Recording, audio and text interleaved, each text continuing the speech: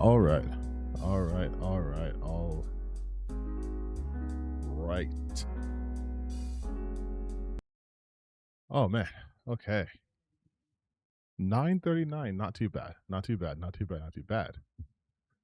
But it's 9:39 p.m. PST on a Saturday, July 25th, 2026. It is Saturday, which means you are here with me, which has been the first Saturday since I've come back from vacation. So everyone clap. Clap for yourself too for being here. Everyone clap. Don't look at my nails. Everyone clap though. We made it. Made it a week, and I've returned as I said I would. As I said I would.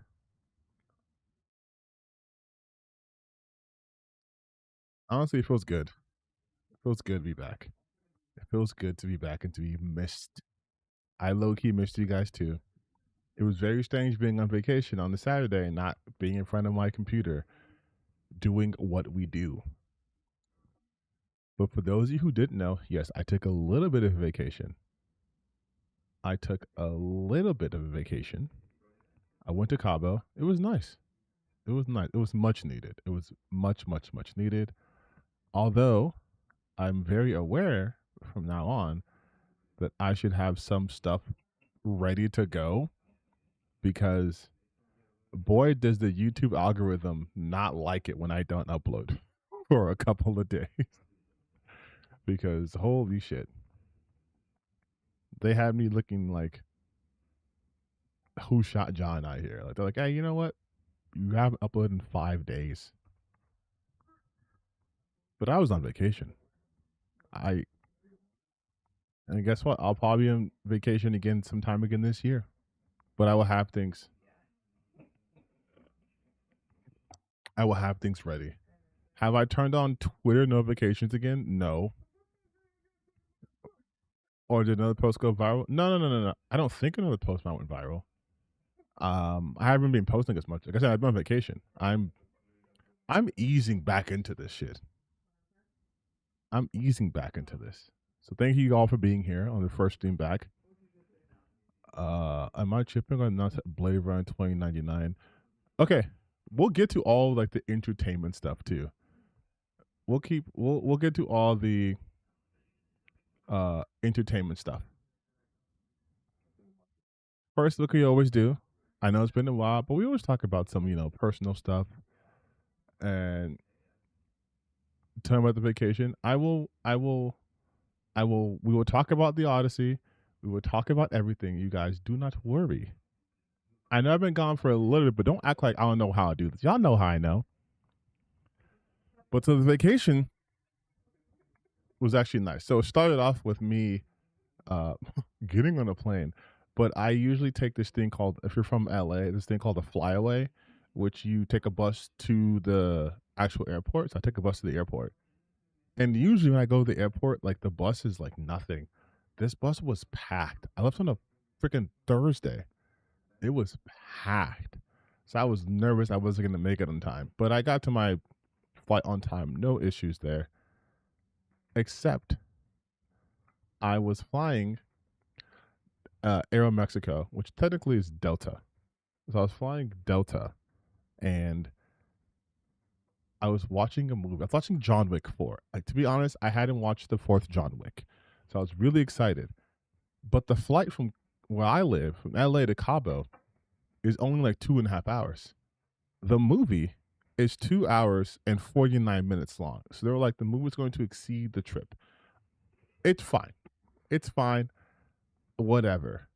So I start watching the film before takeoff just to get as much into the film as I can. Tell me why. I'm about 20 minutes from landing. Maybe I'm like probably like 45 minutes from landing.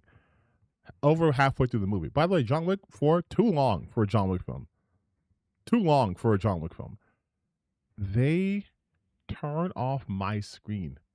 Like everyone else is watching movies, it boots me out.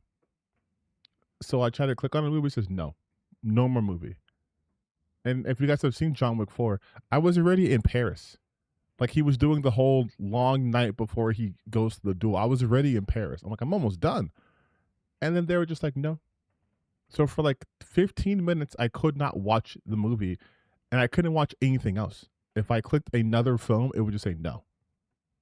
And I was like, what's going on? I'm like, oh, is it because I'm getting too close to landing?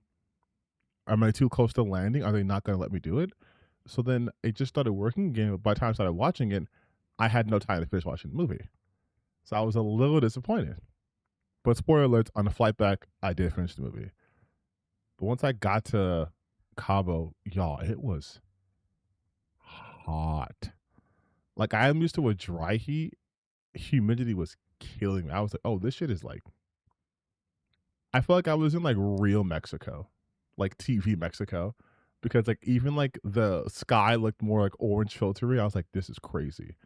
But the actual vacation, oh my god, so relaxing. Your boy did get a little bit turned, got a little bit drunk the day after. I was in the pool bar drinking the whole day. And when I got out, I was slumped. I was just not puking. Didn't puke. But I recovered afterwards and I got better. Bro was in Hollywood, Mexico. I was in Hollywood, Mexico. I was in Hollywood, Mexico. How many drinks? Okay, here's the thing. I'm a big guy, so it does take me a lot. But the thing is, the drinks that they mix, strong. Like it is strong. It is strong drinks. And so I was it was a lot, okay? I was drinking a lot. I'm not gonna lie. I was on vacation. I was on vacation with my girl and we were drinking. But I will say I wasn't sloppy. I was not sloppy. I was yes, we took shots. We were taking shots. Mostly shots. Actually the day after this so there was three pools where we were staying, and one of the pools basically became like the black people pool because all the black people were a lot of black people in Cabo, a lot of Americans in Cabo. And it was someone's birthday, and I was recovering from being fucked up the day before, so I was like, I don't want to drink too much, you know. She was like trying to give me and my girlfriend these shots of like just straight fucking tequila. No, that wasn't tequila. It was like Don Julio, and I was like, we are not doing this. So we had to try to find a way to sneak out. And it was like the most awkward shit because like this guy handed us shots that she wasn't there with. Okay, we don't have to take it. And so we gave it to other people. Here you go. Here's some shots. Here's some shots. Here's some shots. And then to be nice, the people ordered us a round of drinks. And so we were like, okay, we have to stay because, you know, they're being nice. So we'll finish this and leave. And as we finish it, the birthday girl comes back and is like, where are the shots at? Get us 6 shots of, and I was like, uh-huh. And so when she left, I was like sat at the bar and I'm just like sliding, trying to move down. And I'm big. I'm 6'9". So like if I'm standing in a pool bar, the pool's like 3 feet deep. I'm noticeable. So I'm just crouched. I'm telling my girlfriend, go, go, go, go, go, go, go. And I'm just like crouched walking. Like I'm walking like this on my knees, trying to get out of the pool. It was insane. But then we saw a Michael Jackson impersonator, which crazy. It's hot in Cabo. He was in full gear, by the way, like full MJ gear. And I was like, dog, that's gotta be at least 80 degrees inside that outfit with the lights on. And I was like, it was crazy. But good times. Good times overall. Didn't stay too long. That was random. Yeah, that was the trip. The place we stayed at though, like in Cabo, was so fucking it was nice, but like the one weird thing was the pool was like the chlorine was so strong that it was like dyeing my shorts green. Hold on, you know, let me see if I can show you guys. Give me 1 second.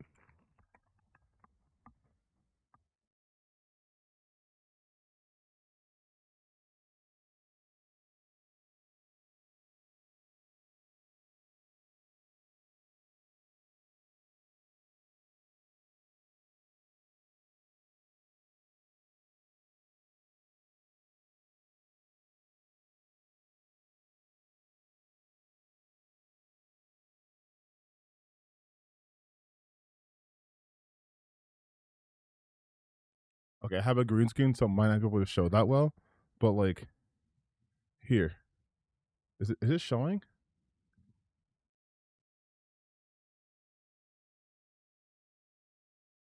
No, it looks white on screen. But I promise you, it's green. It was like I was dying.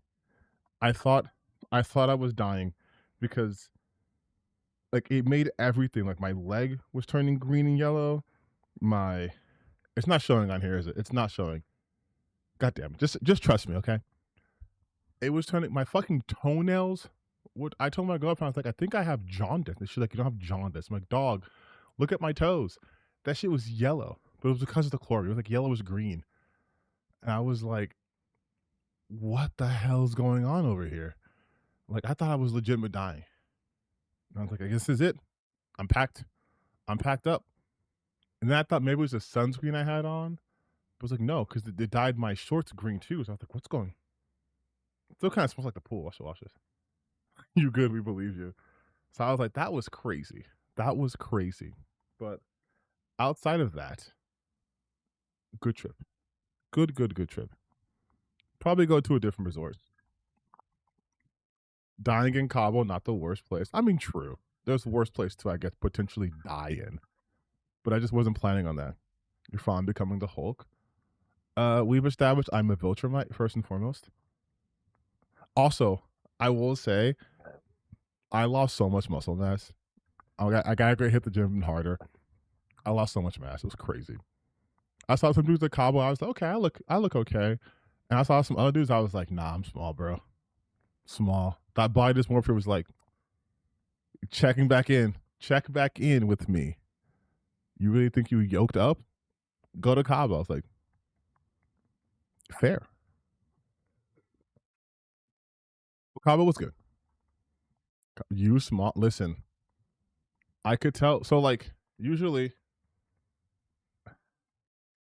like when I'm like doing this, it's more of like a peak up here, but like it's a little bit small. That's all I'm saying. Give me like what it's August basically. Give me until like November and I'll get it back. But yeah, that shit was oh Monday for surviving combo. Now they always look like that. Okay, now you guys are gaslighting me, and I don't need that shit my first stream back, okay? We are not gaslighting fucking frame one of my return. All right? Just trust me. Just have some trust in your favorite content creator, okay? He's just trying to show off. I don't have to try. Okay? This is what happens when I'm see this fuck you guys. I try to be vulnerable with people and you guys were like, he's just showing off. You know what? You know what? If I was Odysseus, I would have let you guys listen to the sirens, okay? I'd be like, you know what? Fuck it. They don't want to listen to me? Go listen to the sirens.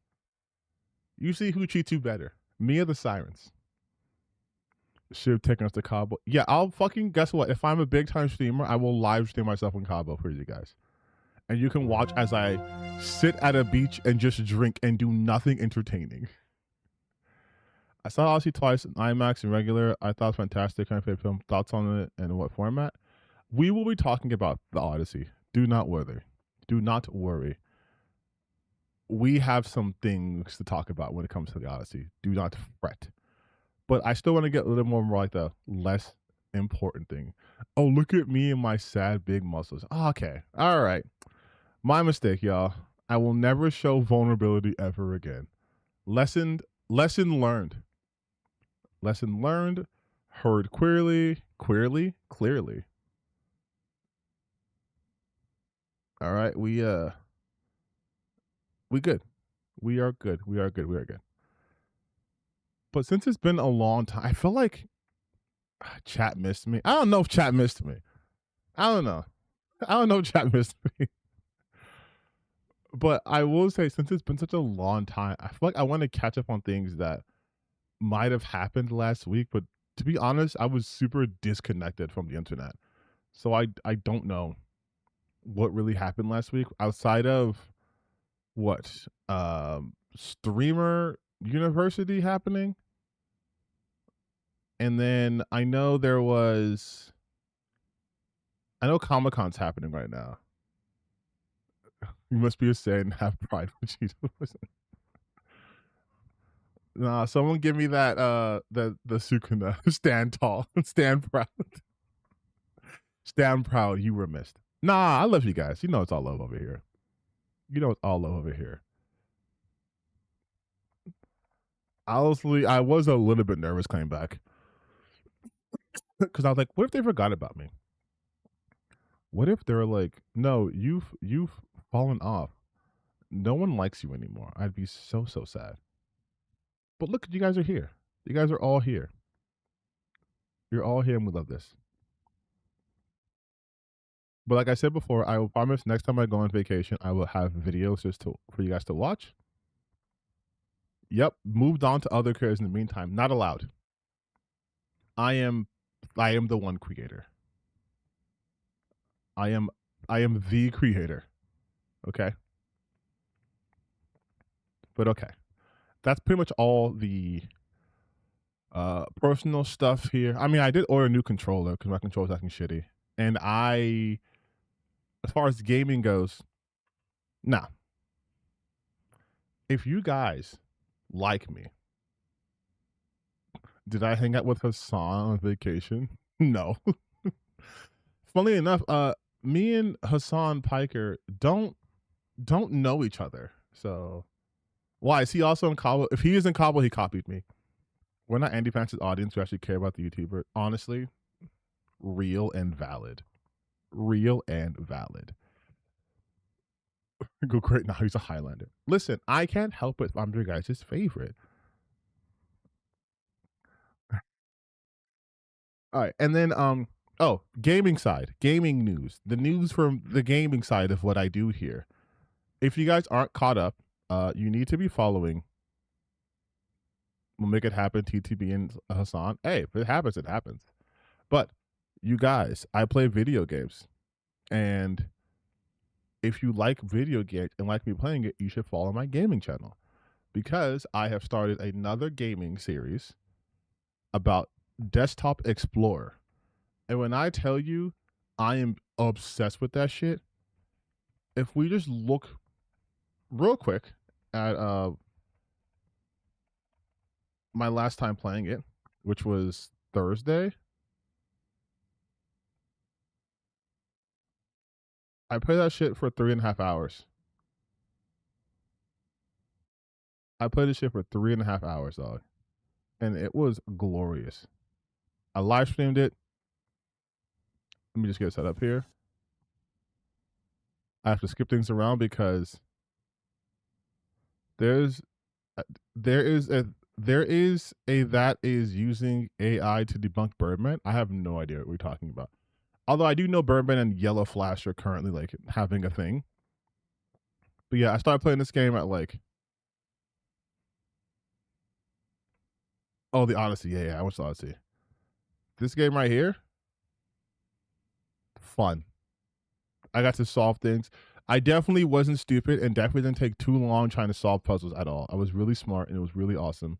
I have a real big brain on me. So you guys should check that out on the gaming channel. Some of you guys who are here also watch the gaming streams, which I appreciate. I see Jalen's over here. I know Ash is over there and Starro, always there. Always there. I think After Hours prefers my gaming streams to my regular streams, which is fair. But we was detecting our asses off here, okay? There's a YouTuber using AI to debunk Birdman. That's fucking stupid. That's dumb.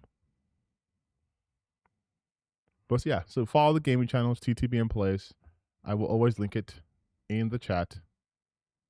Just so you guys know that this guy does play video games. Big brain steaming time. I mean, we have done so far. We've done No, I'm Not Human. Sorry, We're Closed. Eclipse Them, and now we're doing Desktop Detective, aka Desktop Explorer. Everyone support the gaming channel. let me completely dominate your online life, okay? I'm your favorite Let's Player or your favorite just yapper. Okay. Now that the personal business out of the way, I got pretty good gamer taste in games. Thank you. I try. I try to showcase games that are not getting a lot of attention because like obviously I could be playing like Pragmata and all this shit too, but I prefer playing the smaller indie games. Green Skin Cup. This is actually blue. That's why you can kind of see it, but it's changing up a bit. I was also wearing a green shirt earlier, and that would have been very awkward. So I changed to my Naruto Ichidaki Ramen shirt. Notice how Naruto's hair looks gone though, because even the yellow is kind of is kind of considered green here. You actually play games and like games. Love games. Love games. So far, I would say the favorite game I played on this channel, on my other channel, was Eclipsium. Eclipsium was insane. Eclipsium, I was losing my mind. I every single time I was like, "What the fuck is going on?" In the best way.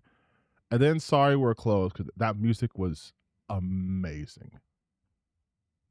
But that's what this channel is for, like more experimental type games, less popular AAA games. When's Densha Attack? Probably after I finish Desktop Explorer. I have that on deck though. Don't worry. Don't worry, I got you guys. But we're gonna put gaming on pause. All right? Because now we're gonna talk about some entertainment news. And of course, what we're gonna talk about is the Odyssey. Now, I saw the Odyssey. I saw the Odyssey yesterday. I saw it in 4D 4DX. Okay? And just so you know how that looks, this is me. This was basically me watching it in 4DX. It was crazy.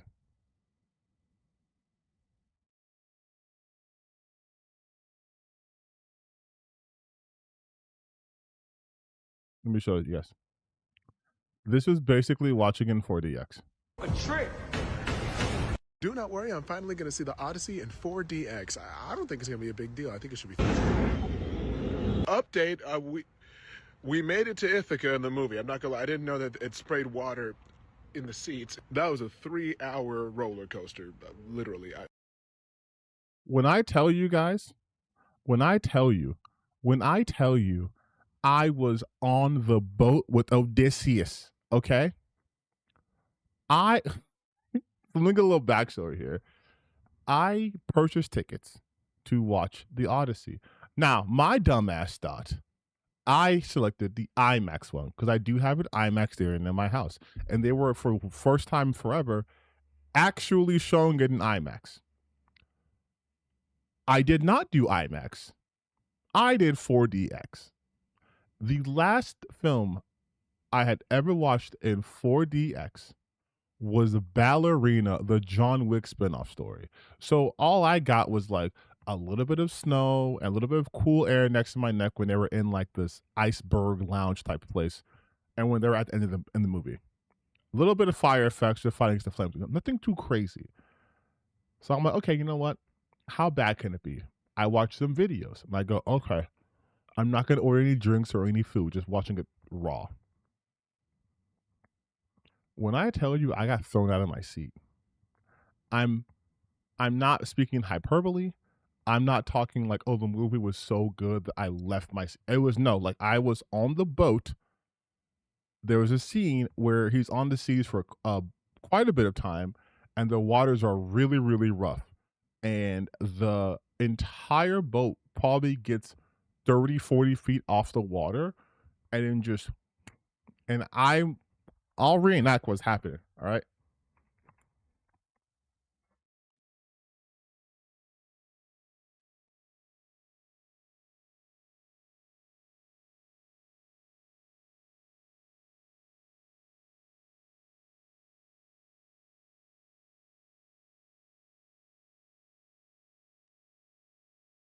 I felt like that one video of that guy doing the immersive truck sim.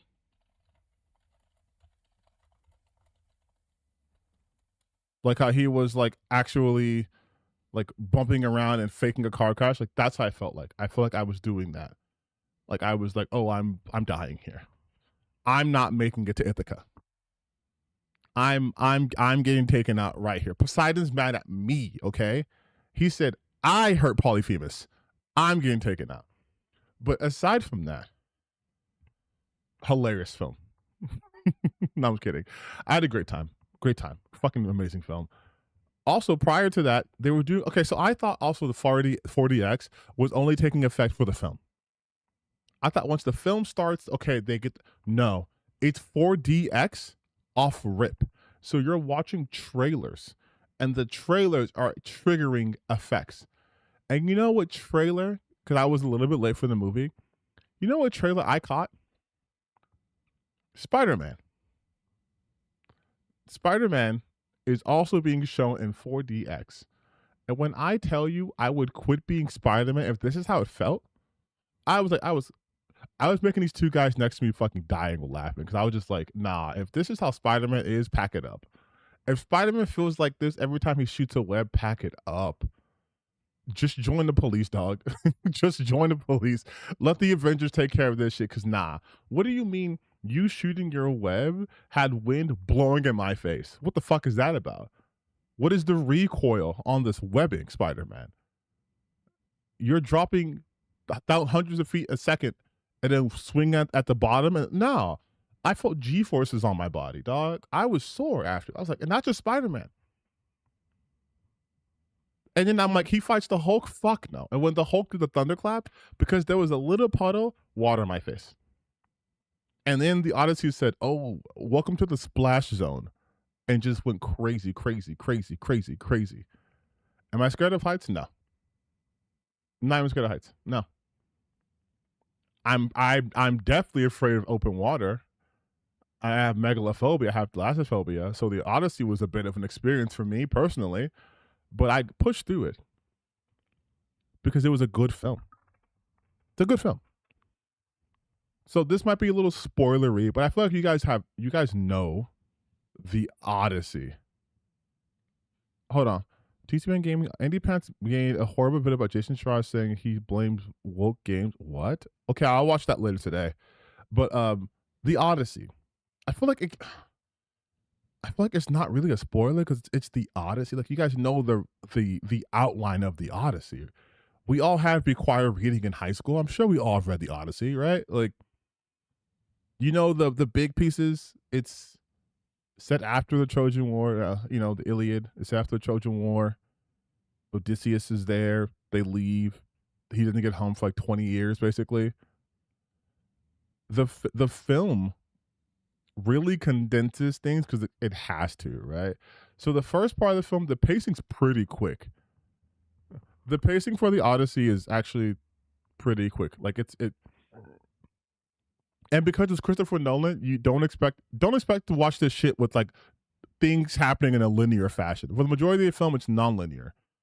Sometimes there's flashbacks within flashbacks, but it's still not that hard to follow. But basically, the big bits is yes, Odysseus was at the Trojan War under the command or the behest of Agamemnon because Agamemnon's brother, Menelaus, Trojan War, took Helen, etc., etc., etc. Well, he didn't take Helen, but Helen launched the war, etc., etc., etc. So this takes place after the Trojan War. Yeah, everyone's done the Odyssey. So you guys, we all know. Okay, right. So Nolan's adaptation of the Odyssey is obviously a bit more modernized. And I know a lot of people were upset about that for me personally, I think dumb reasons. But they're upset because the language is too modern. I think having more simple modern language is more effective in its adaptation because there are emotions and thoughts that won't get lost in translation, right? And one thing they really harp on in this movie is Zeus's law, also known as Xenia.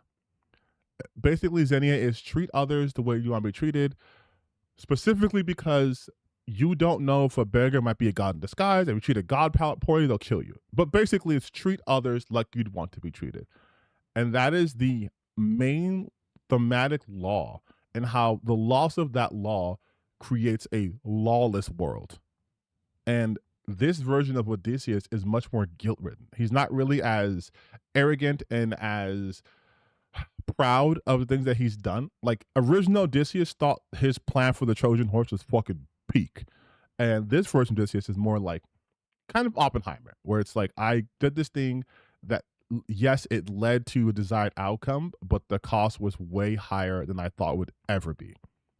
And I kind of dug that aspect of it because, like you guys have mentioned, even Wishbone's done Odyssey. Everyone's done the version of Odyssey where Odysseus is like, this is awesome. And then bad shit happens. She's like, oh no, this is bad actually. But I sort of like the whole, like, him being tired already. Because if you guys don't remember, he had to go because he swore allegiance to Agamemnon. So, like, the minute Aggie was like, we got to go, he had to go. Remember, he didn't want to. And I feel like this version of Odysseus really exemplified the resignation. Like, I don't want to be here. I don't want to do this. But since I got to do this, let's get it and be done. And I believe that the Greeks were much more vicious in this retelling. Not heroic. I mean, they never are the heroes, but very much not heroic in this. But I really liked that approach to it. It made the 3 hours not feel as long. I like that approach. You got some amazing acting here. People are talking shit about Tom. Tom Holland was fantastic. I think a lot of people also think good acting or acting is just like big over the top shit and nothing to be said about being more reserved. Like, Telemachus is a child. He is a child in over his head who's trying to assume responsibilities he is clearly not ready for. And they exemplify that with him training with Mentor.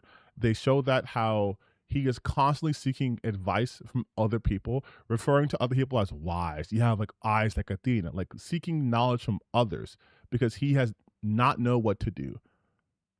And even like his mom puts him in place, who is played by Anne Hathaway.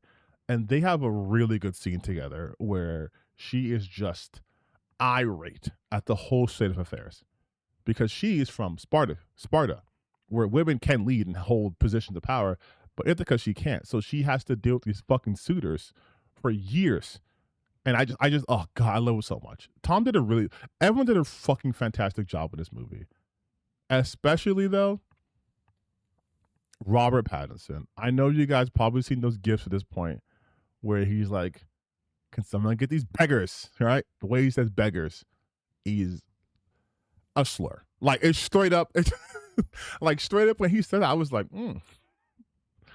the G was very, and the R in beggar, he says that shit with, like, don't let Robert Pattinson be a slave owner in a movie because he might ruin his career because he's that convincing. Like, I think he really hates poor people. He called this motherfucker a plate licker. And that shit hit me in my soul. I've been called an N-word. I've been called monkey. I've been called all these things. And he said he called him a plate licker. And I was like, oh, that's crossing the line, dog. That is crossing the line. That is beyond the pale. Then he hit him with the follow-up. He's like, can someone get these beggars out of here? And I was like, ooh. Ooh. I'm telling you, y'all, when he starts saying those things, not even real slurs, just saying that, I'm like, oh, this motherfucker is evil. But he played that role so well. He was so slimy. I loved it so much. This movie is just great. Like, and it's tracking to do very, very, very well. A Playlicker is crazy. I know, like, dog, though, I'm telling you, like, if you guys haven't seen it, go see it. If you guys have seen it, you can back me up. The way he says plate liquor, it's like he's calling people actual slurs. Like, he's legitimately, like, if someone calls me a plate liquor, I'm fighting you. I'm fighting you. Also, Matt Damon and Samantha Morgan plays Cersei. Oh, the Cersei scene? Oh my God. Oh my God. The Cersei scene was such beautiful tragedy. It was such a good scene. And again, they condensed a lot because that scene is like maybe 10, 15 minutes-ish. In the Odyssey, that's a year. He spends a year on Cersei's Island in the original epic. He spends a year there. He spends a year with her. I think he spends 7 or 8 with Calypso, but he spends a year there. They did that shit practical. Okay, I'm getting off topic, but yes, that movie was fucking amazing. It was great. I love the fact that most things were practical. I love the fact that because again they weren't focused on using this old. By the way, I hate the fact that people try to equate like the British accent with antiquity. Is like no, I hate that. I like the fact that Christopher Nolan gave us something different. It gave us something different. And that's what I think is really the strong part. It's a different interpretation of it. It's a bit more modern. They don't use any sort of like purple prose. It's easy to understand. And I love that. What I also love more than that, though, you guys know who I am. I love the crashing out. I love the goalpost shifting. I love all of this so much. Because what the fuck do you mean you thought a Christopher Nolan film, especially one of this scale, was going to flop? Like you thought this was gonna flop? You guys thought that because you're so used to your weird incel bubble. Whoa, Dead Domain with the raid. With the raid of 184. Thank you. Hello everyone. Hi. We are talking about I'm never changing this theme. This is a running bit on this channel now. We're never changing this theme. But hi, thank you guys for rating. We are talking about the Odyssey. More importantly, the crashing out from the Odyssey. Because the way these people are moving the goalpost, I love it so much. It's fantastic. Like you thought this movie was going to fail. In fact, I think my last video was talking about how these morons think this movie is going to fail. Hello, everyone. Yes, I wrote a movie. I did a video called "These Morons Think the Odyssey Will Flop," and of course, it's not flopping. Critical Drinker front. Oh, we're gonna watch the Critical Drinker video because we have to. We have to. The fact that they thought this movie was going to just flop is it's like. This is what happens. This is what happens when you believe your echo chamber. When you believe you wield so much power that you get to dictate what happens. And I know they thought because Supergirl wasn't success that they were the ones who were causing it, right? Like they're the ones who gets to determine what is taste and what is not. And I'm like, the reason why Supergirl didn't succeed is because a lot of people didn't even know the movie came out.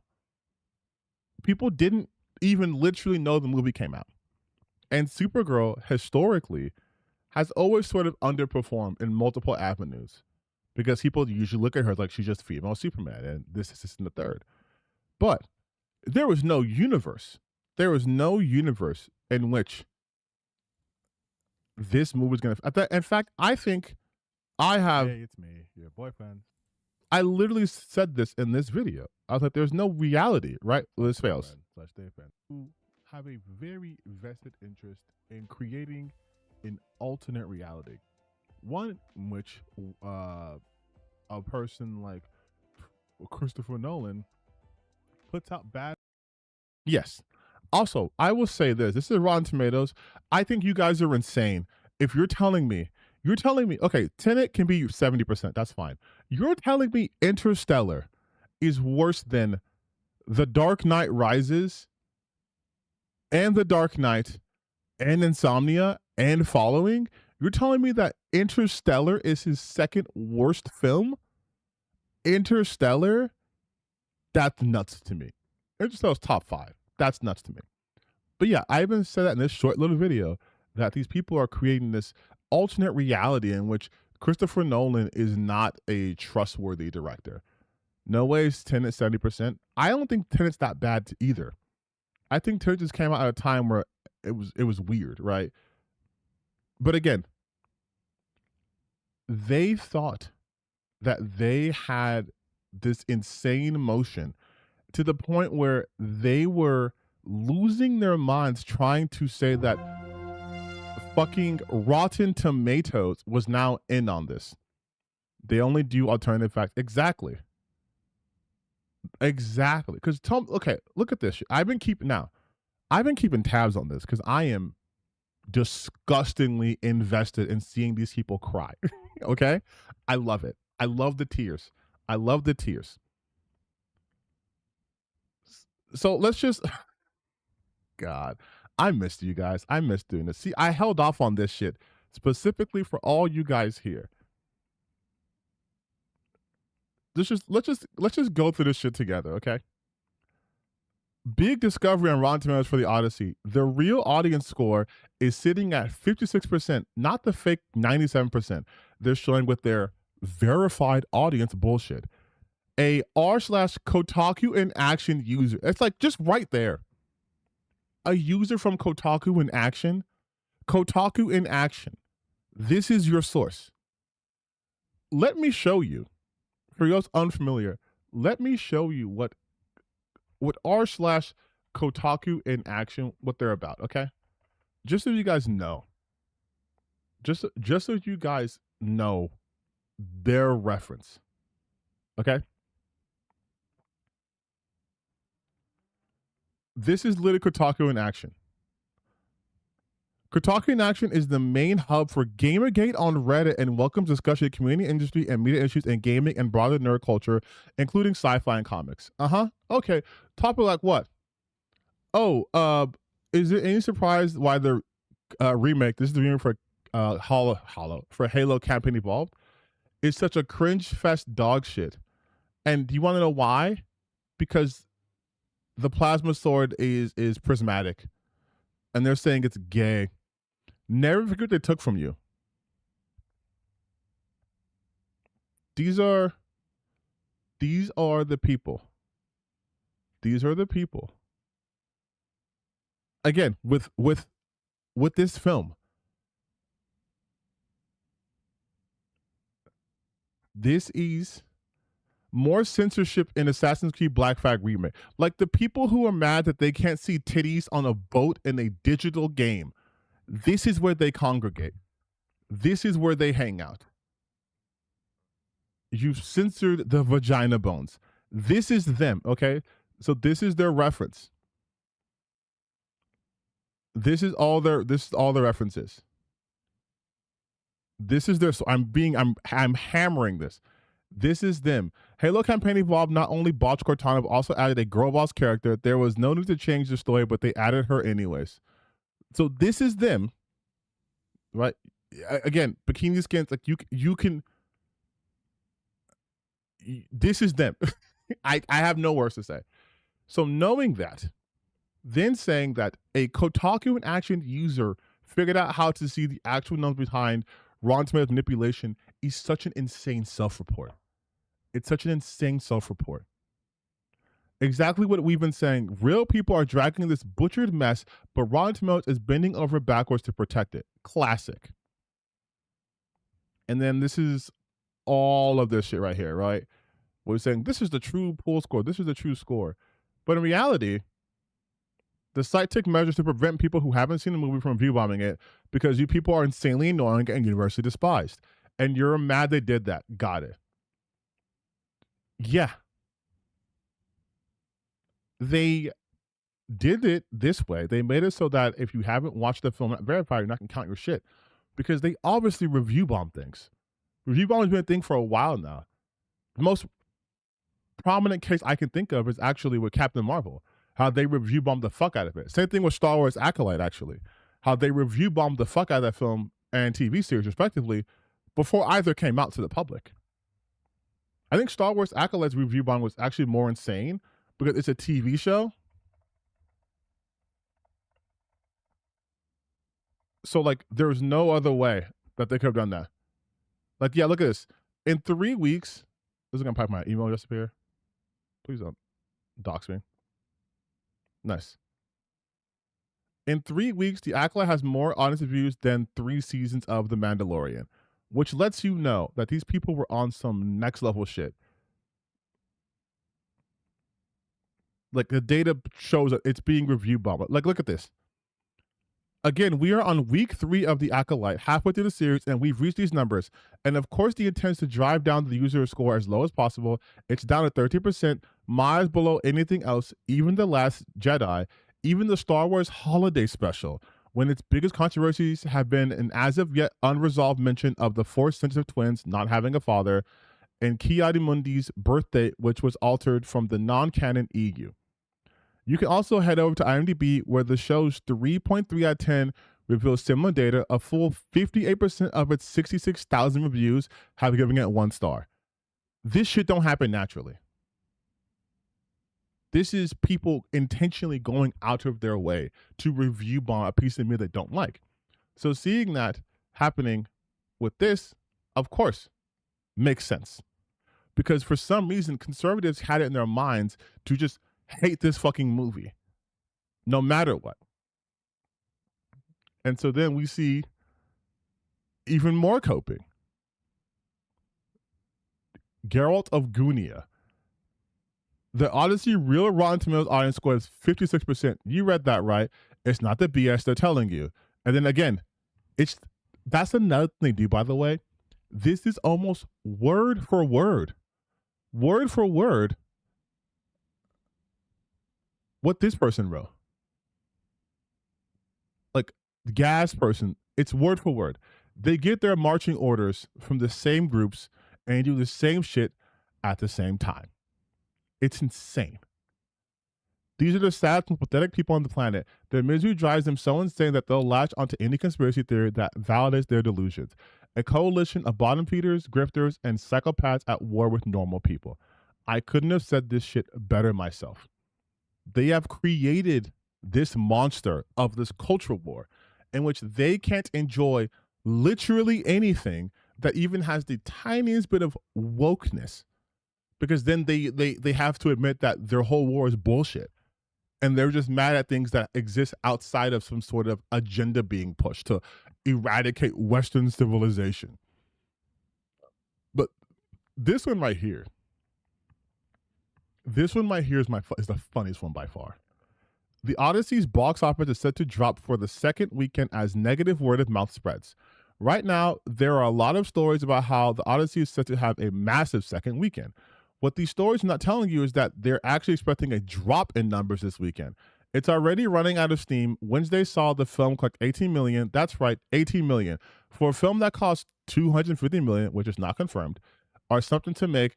What's worse is that that's down from 41 million on that Saturday. That's a 56% drop in 5 days. It's crashing and burning. It's crashing and burning, you guys. The Odyssey, that film, donezo. That film, bad. Crashing and burning at the stake. It is no longer going to do well. It's done. They've won. Except for, oopsies, the Odyssey sails towards a record-breaking opening weekend. This is from July 18th. And recently, it's tracking to make $1 billion.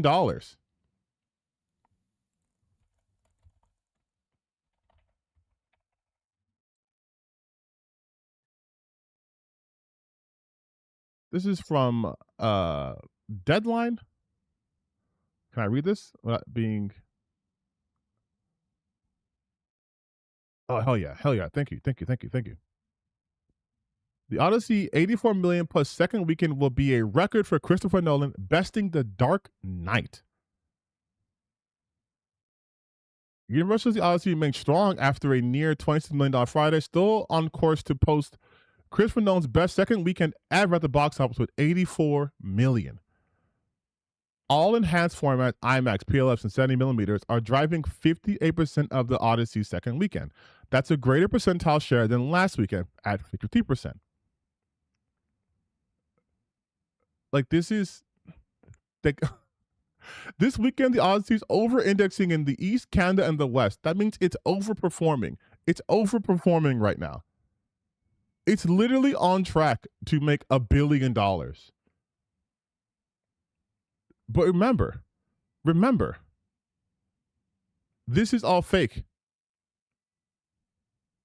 This is all fake. This is all fake news because someone online said that it's doing bad.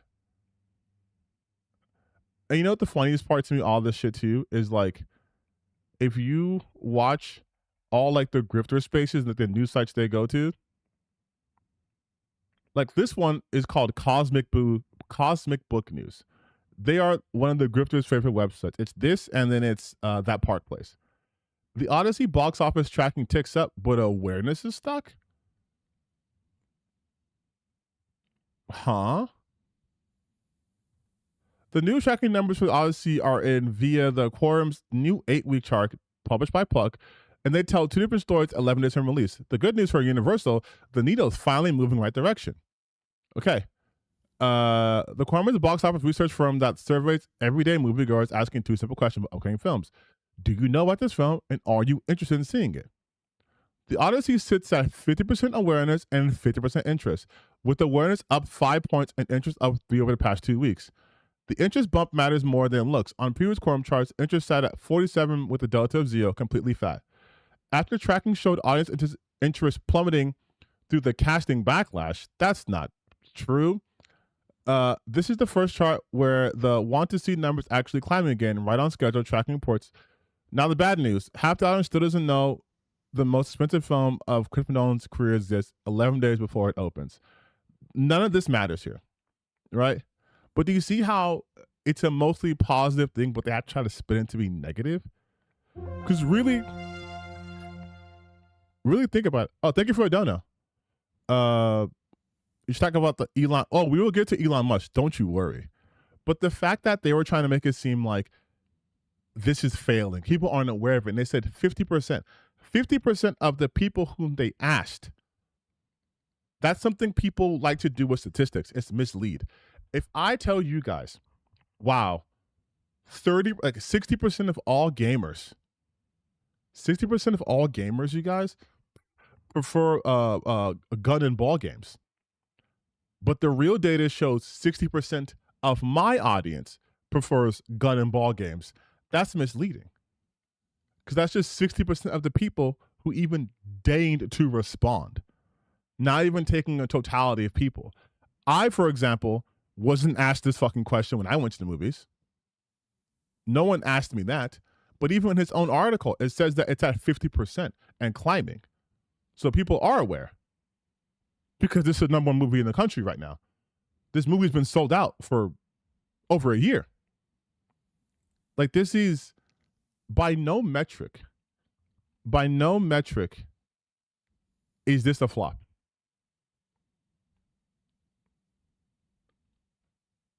Bounding into comics, yes, that's also another terrible one too. But by no metrics is this a flop. But let's continue this train, shall we? Christopher Nolan said that he had to change the ending of Homer's Odyssey, specifically Telemachus' punishment of the disloyal maidservants, because it's so grim and so misogynistic. Matt Walsh. For a week, conservative Nolan apologists have claimed that his adaptation was secretly based and Christianized. Now here is the Nolan himself saying that he changed the story to make it less misogynistic. Hate to say I told you so, I will now be accepting retractions and apologies. Matt Walsh is upset that this film isn't sufficiently misogynistic enough, which means it's not Christian. Because Christians are misogynist. And a good Christian film would show them beating the fuck out of women for dare going against their patriarchal overlords. Oh, man. Oh, I've missed this. This is my second vacation. Inject this shit into my veins. I love copium. I love copium so much. These are the same people who get mad at like historical accuracy in a film where there's like talking dragons. Like, this is like these are these people. These are look at this shit. Like, this is Angry Joe talking about Metatron. Metatron is another grifter. He made 52 videos about how woke the Odyssey is, for real? Oh my God. Oh my God.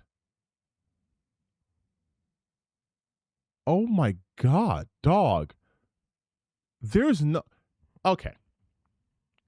When people call me obsessed with certain creators, I'm like, you could mention every creative I've ever talked about, and they would not come close to 50 videos combined. This is insane. 52 videos. That's brother, you literally made 52 plus videos and about 257 tweets on just how woke Odyssey is at this point. I had to do a double take. We get it. You're being excessive, even more so than your buddies.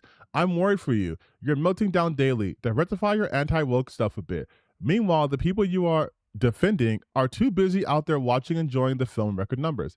You look like an obsessive crybaby splitting hairs over someone else's vision who is bringing something interesting to the masses.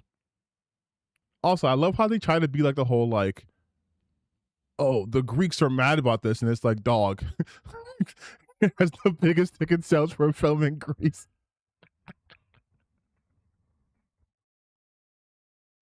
Oh, the Greeks are so mad about this. I'm like, this is how you also know. Let me cue up some videos, but this is how you also know these anti woke losers don't engage in the real world. Real people don't care. They're like, holy shit, the Odyssey's made turned to a movie by Christopher Nolan. I will watch it. I saw some people going, it's only doing well because it's a Nolan film. Yeah, dog. He has what we call name recognition. He has a pretty good track record. People trust him. It's like people who like watching a Tarantino film. I'm not one of them. People who watch a film simply because it's Tarantino. Just like you will watch a superhero movie simply because it's a superhero you like. When I went to go watch the Spider-Man movies, I wasn't watching Spider-Man because I was a super big fan of Tobey Maguire or Andrew Garfield or Tom Holland. I'm a fan of Spider-Man. Familiar thing I like, I go watch.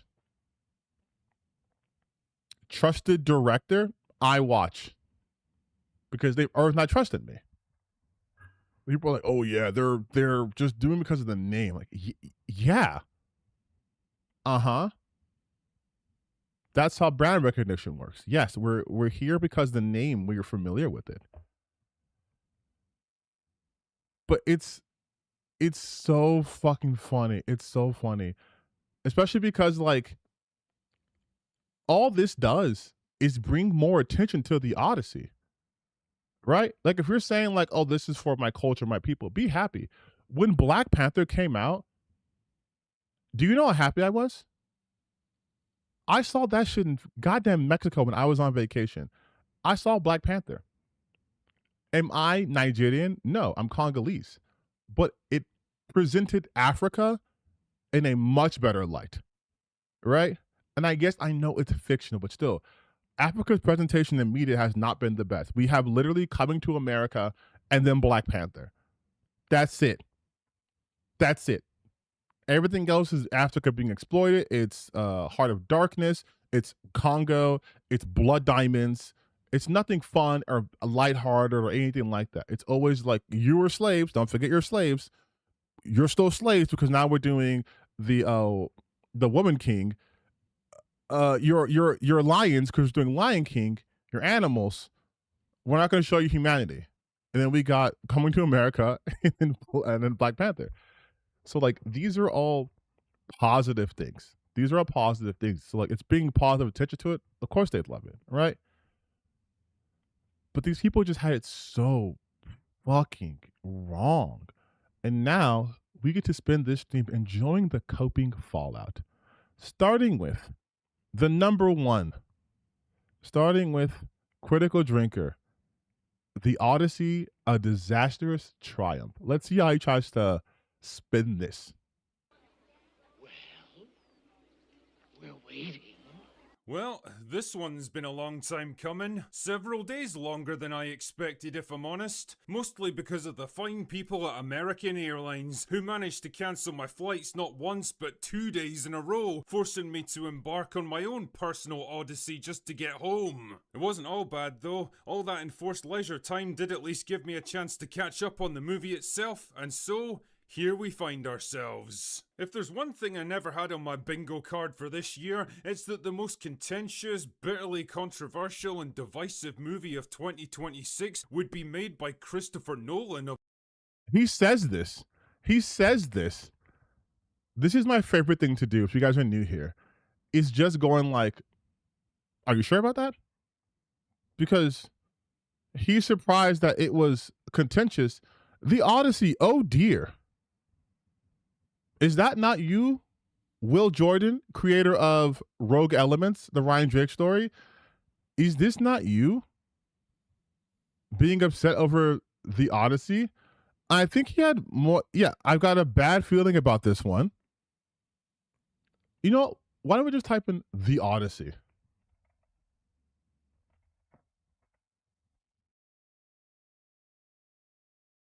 So we have, okay, so he only talked about it twice, but both times he talked about it, it was, I got a bad feeling about this, and The Odyssey, oh dear. This is the one I reacted to a couple of videos ago.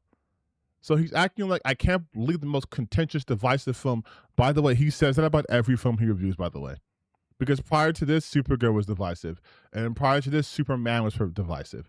He calls everything the most divisive film. Everything is the most divisive. It's the most divisive. It's the most divisive.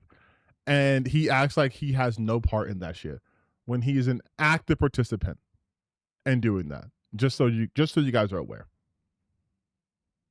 Of all people. Depending on who you talk to, The Odyssey is either a disgusting cinematic abomination that completely subverts and disrespects Homer's original work while shamelessly pandering to the mythical modern audience, or an undisputed masterpiece of film, the crowning achievement of Nolan's career, and a strong candidate for the greatest thing the human race has ever achieved. So what he's doing now is a hyperbolic comparison. The first statement is how he feels. He tries to dress it up as, oh, this is how you can ask these people and they feel this. No. That's how he feels. That's why you heard all the visceral, all the visceral hatred. Disgusting cinematic abomination that completely subverts and disrespects Homer's original work while shamelessly pandering to the mythical modern audience. Shamelessly pandering to the mythical modern audience. That is his belief. That's how he feels. If you watch, unfortunately, any of his content, this is always how he talks. He will always talk about the mythical modern audience. He's not doing a good job hiding his hand here. This is how he feels. And then the other half is how he thinks other people feel. How to, oh, it's the best thing of all time, right? An undisputed masterpiece of film, the crowning achievement of Nolan's career, and a strong candidate for the greatest thing the human race has ever achieved. Fucking calm down, love. See how I called it? See how I called it without even watching this video? But no matter which side of the divide you come down on, half the movie-going world is going to despise you until the end of time itself. Welcome to America. Here's the thing though, Insane. Dear viewer, real life is a bit more complicated and nuanced than that, and as it turns out, so is The Odyssey. And now that I've had a chance to experience Christopher Nolan's wannabe magnum opus for myself, what is my verdict? Wannabe magnum opus. Insane. He's talking about Christopher Nolan. The guy coming off Oppenheimer and saying this is his wannabe magnum opus. It's crazy. And he's going to be like, the movie was okay. Meh. I know that sounds like a bit of a weird reaction considering all the hype around this film, but it's the word that best sums up my... Bro, it's so predictable. You already know what he's going to be saying before you open the video. Of course. Like, he's saying it's meh because Critical Drinker and his ilk needed this film to be a bust. They needed it to be awful.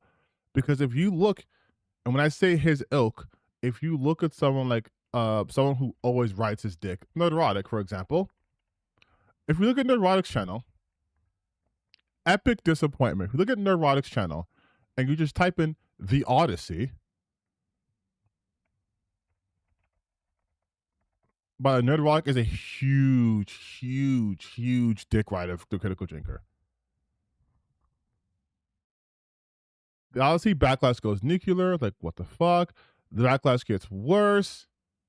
Nolan's DEI Odyssey, Odyssey hypocrisy, Nolan Odyssey's Trojan horse, Odyssey ratioed, Nolan's Odyssey failure. This was 2 months ago, mind you. This was 2 months ago. We're already calling it a failure. Odyssey backlash, then Supergirl, which can do with the Odyssey, and then it's just you get it though, right? Like, he needed this shit to be bad and terrible. Like, he needed it especially, but they all needed this movie to be awful. And because it's objectively not awful, it's objectively a successful film because it's Christopher Nolan. Now they have to be like, it's all right. He has never put out a review for a film that either he hated or loved that he's like, it's okay. If it's a film he hates, which is most films, he will revel in it. He will create, this is a 12-minute video, right? That I'm extending to who knows how long. This is a 12-minute video. But when he's talking about, he could talk about, let's see. Talks about Supergirl for a combined 2 films, 2 videos. That's like, what, 20 minutes almost? Mind you, it was a meh film. He's meh about it. He's eh. But he talked about Supergirl 3 videos in a row. Supergirl, super flop. That was 3 months ago. And there's probably one more Supergirl video somewhere here. But this is the movie he didn't like. And he's had 5 videos of Supergirl in the course of 7 months.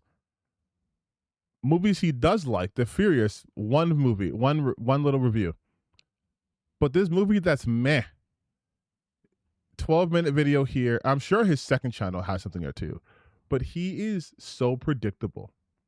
He just needed this film to do bad, and they can't do bad. So you're going to see the most lukewarm, worst probably takes from him. My feelings by the time the credits rolled, I just didn't feel much of anything. For all the controversies and culture warfare swirling around it, Cultural warfare that he engages in on a daily basis, mind you. The Odyssey was pretty much exactly what I expected from a late-stage Christopher Nolan film. Technically impressive and commendably ambitious, visually dour and bleak, emotionally sterile and weirdly lacking in pace, urgency, or satisfying payoffs. Populated by cold, distant characters that give nothing away and invite no empathy from the audience. Dialogue that's jarringly clunky and on the nose, often delivered by talented but miscast actors, and ultimately...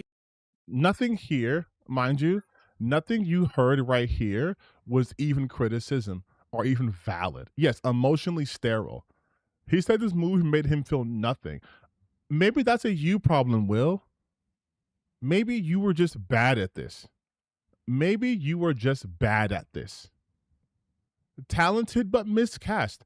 Mind you, the audacity for him to say this when his own movie, according to him, was miscast. If you guys do not know, Will Jordan, aka the Critical Drinker, has a film that he's called a what was it called? A conceptual film, but it was for his book series. Brian Drake. Rogue Elements. Everyone hates that shit. Okay? I'm not going to ignore this because this is very important. He did his own film, right? And it's ass. IMDb 3.7 out of 10. Letterboxd 2.3 out of 5. Even on his own subreddit.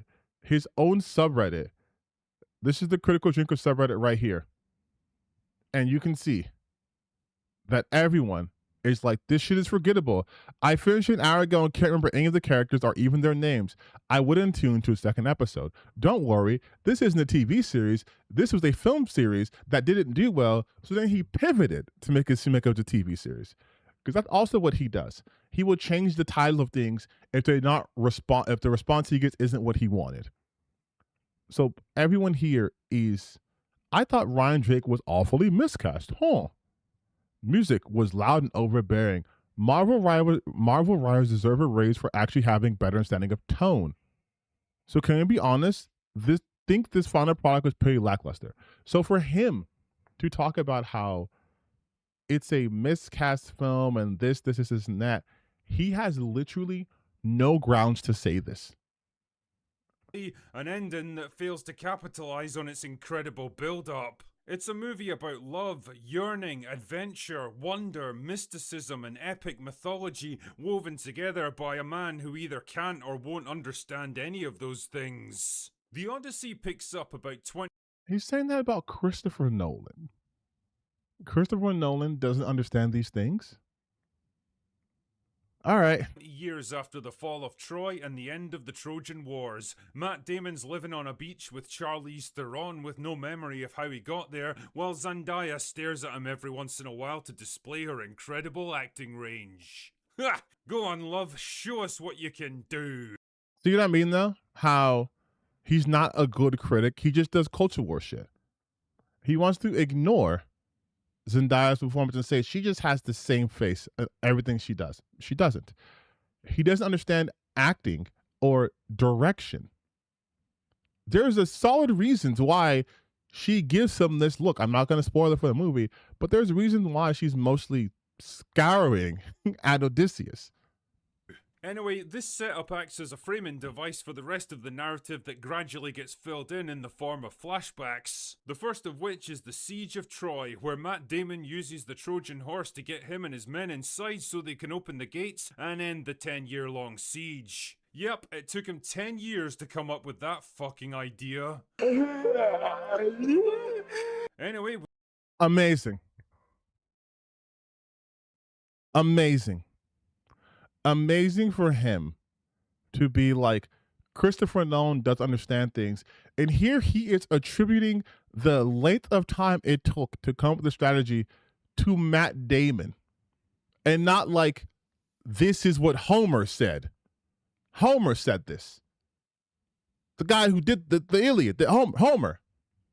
This is based off Homer's work. Yes, the Trojan War took 10 years. It took 10 years. It took a long time. That's just how it went. And he's trying to make it seem like, oh, this is bad directing or writing. It took him 10 years to come up with this plan. First and foremost, yeah, man.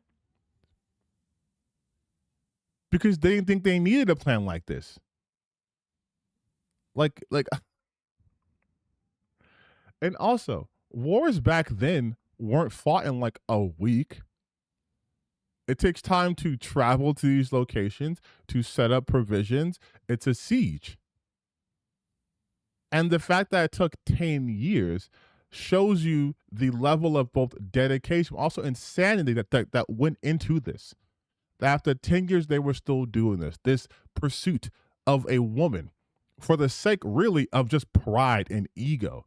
It's kind of the themes here, right? Like, this was not a war off of necessity. This is not a war over even ideals. This was a war about stealing a woman and people's pride. With the war successfully over, everyone's like, guess we'll go home then. His second in command is like, shall we take the quickest, easiest, and most logical route, sir? But Matt Damon's like, nah, it'll be fine. So instead they head south and end up trapped in a cave with a giant cyclops that eats a few of them. Then they escape, but Matt Damon just can't resist shooting it with his bow, which incurs the wrath of Poseidon, who blows them to another island altogether, where they run into a bunch of medieval space marines who promptly kill the shit out of them. It's at this point that the survivors decide they've had pretty much enough of Matt Damon's shit, and they head off to find a lovely woman named Cersei who turns them into pigs because she hates men or something. But then Matt Damon shows up and persuades her to turn them back into humans, and decides he should probably get some advice on how to get home quickly because, you know, this whole journey is starting to drag on a bit now. So him and his bros literally go to hell itself and get berated by the spirit of Elliot Page for a while, then land on another island where they're told not. This is so insufferable to me. Like, people actually watch his content. People actually call this guy a reviewer.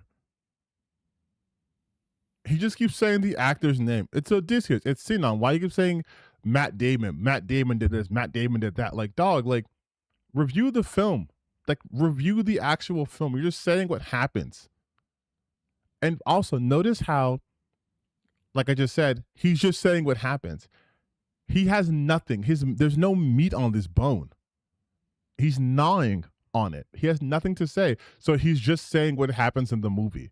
To eat any of the cattle there or they'll all be cursed to death. So they eat the cattle and wouldn't you know it, their ship gets destroyed in a storm and Matt Damon washes up on a beach with Charlize Theron, who keeps him drugged and ignorant for the next 7 years. But eventually he decides he ought to get back to his wife Anne Hathaway because it's been like 20 years now and she's probably wondering where he got to. I mean, like, no offense to Anne Hathaway or anything, but if I had a choice between her and an immortal Charlize Theron, well, I know which one I'd be choosing.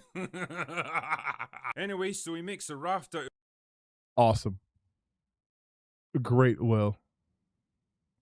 Great review, by the way. I love how you've given so much depth into this review. I definitely feel like I have seen this movie thanks to you. Bits of leftover ship that washed up with him and just kind of says, fuck it, let's see where I end up. And wouldn't you know it, he ends up right back at Ithaca, the very place he's been trying to get to this whole time. That was lucky. Now, what? Okay, I'm being annoyed now. So even in this little section right here, right? It's not just he just gets washed up there. He is told specifically by the woman that Will said he spent time with. He clearly didn't want to spend enough time with her because he didn't hear what she fucking told Odysseus. Calypso tells Odysseus that he is a man that likes to control his own fate, but he needs to go into the ocean and accept his punishment. He cannot control things. So Odysseus just lays on his raft while it's being destroyed and lets go of control. And by doing so, they take him to where he needs to go. Poseidon takes him to Ithaca. Like, that's why that happened. It's not just so like, oh, that was easy. That was convenient. Like, there's a fucking story here, man. Ithaca, the very place he's been trying to get to this whole time. That was lucky. Now, while all this has been going on, Anne Hathaway's been fending off potential suitors who all want to marry her so they can become the next king of Ithaca, and as you can imagine, they're getting a bit impatient after 2 decades of being dicked around. Anyway, can Anne Hathaway hold out until Matt Damon... Also, we're talking about this film. They weren't there for 2 decades. They were there for 3 years. I don't think he watched this movie. rescues himself for the first time in cinema history, or will Ithaca fall to chaos and bloodsheds? What did he say? Cinema history, Hathaway hold out until Matt Damon rescues himself for the first time in cinema history, or will Ithaca fall to chaos and bloodsheds? You know, when I see the frankly ludicrous amount of praise that's been heaped on this movie over the past week, it kind of reminds me of the borderline hysteria around Black Panther a few years ago. Oh, wow. Wow. Yeah, let's bring up Black Panther. Let's bring up another movie that had Lupita Nyong'o in there. Let's bring up another movie that had predominantly black cast. That was just a really good film. He is stalling for time. He's done talking. He's done talking after 5 minutes. And the way that he described this film is that, oh, yeah, this is the shit film. This is why I'm reminded about Black Panther. He didn't tell you. I've told you more about this movie than he's told you about this film. Like, he skipped massive amounts of parts. Doesn't even talk about Telemachus' shit, going to Menelaus, or anything like that. None of it. None of it. He's just making the story seem so boring. Except with pretentious wannabe intellectuals terrified of getting lumped in with the unwashed plebs if they dare to criticize Nolan's masterpiece, or just partisan culture warriors willing to say and do basically anything to own the chuds. The movie's been dogged by controversy ever since the initial casting was announced, so I guess we might as well start by addressing the 3 elephants in the room. No, again. He has nothing to say about this successful movie. So he's just rehashing what he's already said. The 3 elephants in the room. Oh, let's see. Is one of them Elliot Page? Is one of them Lupita Nyong'o? Is one of them race swapping fatigue? Like it's the same thing over and over and over and over and over and over. Yes, Elliot Page, Lupita Nyong'o, and Zendaya are all in this movie. Yes, Elliot Page looks just as ridiculous as you might imagine trying to run in a heavy suit of armor. No, they don't. Jesus Christ. Okay, so he didn't watch this movie. So I'm gonna fill you guys in a little bit of details, okay? Elliot Page's character is Sinon. Sinon was not supposed to go on this. It was supposed to be Antilochus, played by Robert Pattinson. However, Sinon gets sent in his stead because he's a fucking coward. He gets sent in his stead. So to highlight that, Elliot Page looks ridiculous because they are quite literally not supposed to be there. They're not supposed to be there. That is the whole thing. To show you, look how much they're not supposed to be here compared to everyone else. Look how the suit's a little bit too big on them. The youngest one there. You think a film critic could pick up on such an easy visual storytelling? Although they also just say it in the movie. You think he'd be able to pick up on that? Be like, yeah, Elliot Page looks ridiculous in that suit of armor. This is like if I watched Into the Spider-Verse and like, Miles Morales looks ridiculous in that homemade Spider-Man costume. It's like, yeah, he does. That's the point. Have more than a couple of minutes of screen time each, and they're largely irrelevant to the story, and Zendaya doesn't even act so much as exists on screen. And yeah, I know it's the principle of the thing for a lot of people, and if you're really bothered by stuff like that, it's kind of like me saying I only spat in your food a little bit, so why aren't you eating it? I like how he says, if you're bothered like things like that, when he then uses an example to indicate this is the shit that bothers him. Like, he's so bad at trying to have his cake and eat it too.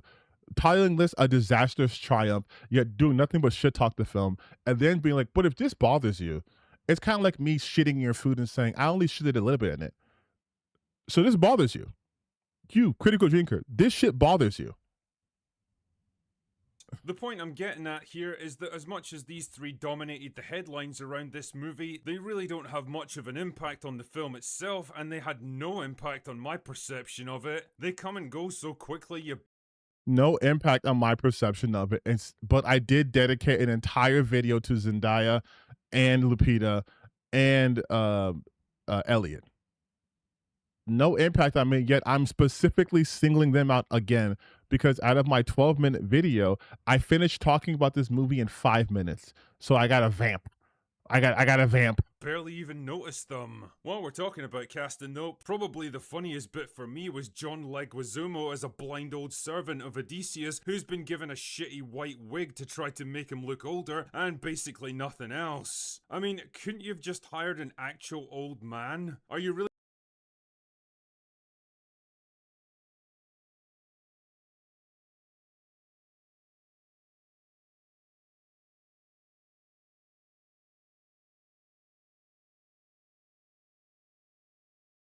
He's 66 years old.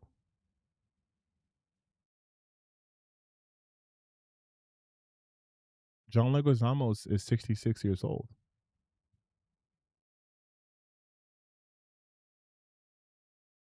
Like, to be fair, he looks good for his age, but he's 66 years old. Hire a real... Also, I'm sorry, Will Jordan, is the concept of makeup that hard? Do you think, I mean, why not say it's about Matt Damon? This is how Matt Damon looks. He's 55. This is how Matt Damon looks. Why are you not mad at Matt Damon? Because Odysseus is way older than 55. And look at him as Odysseus.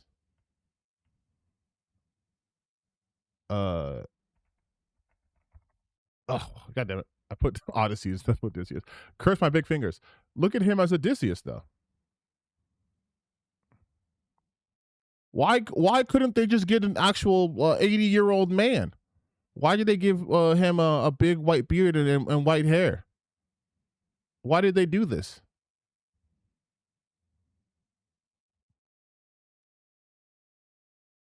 Like,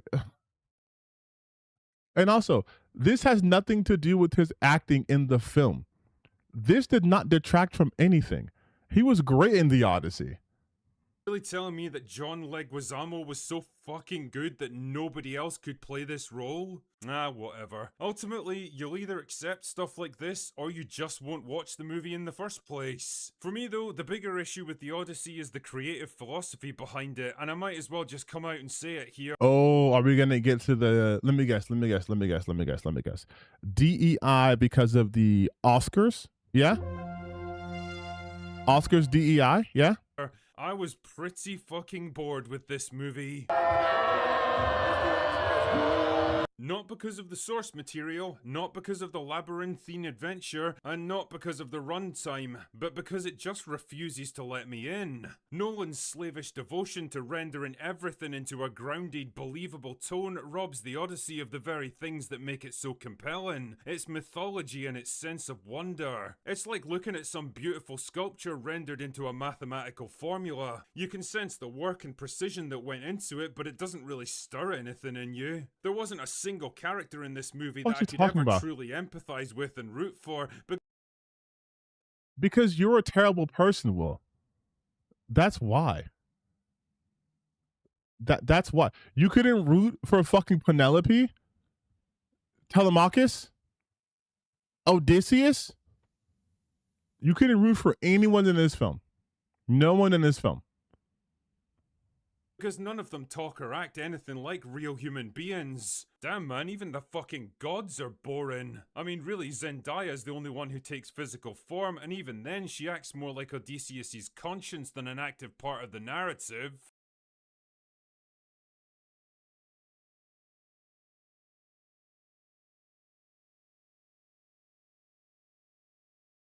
He is his conscience. You fucking troglodyte. You single-celled amoeba. You dumb plate licker. She is acting as his conscience. She is his conscience.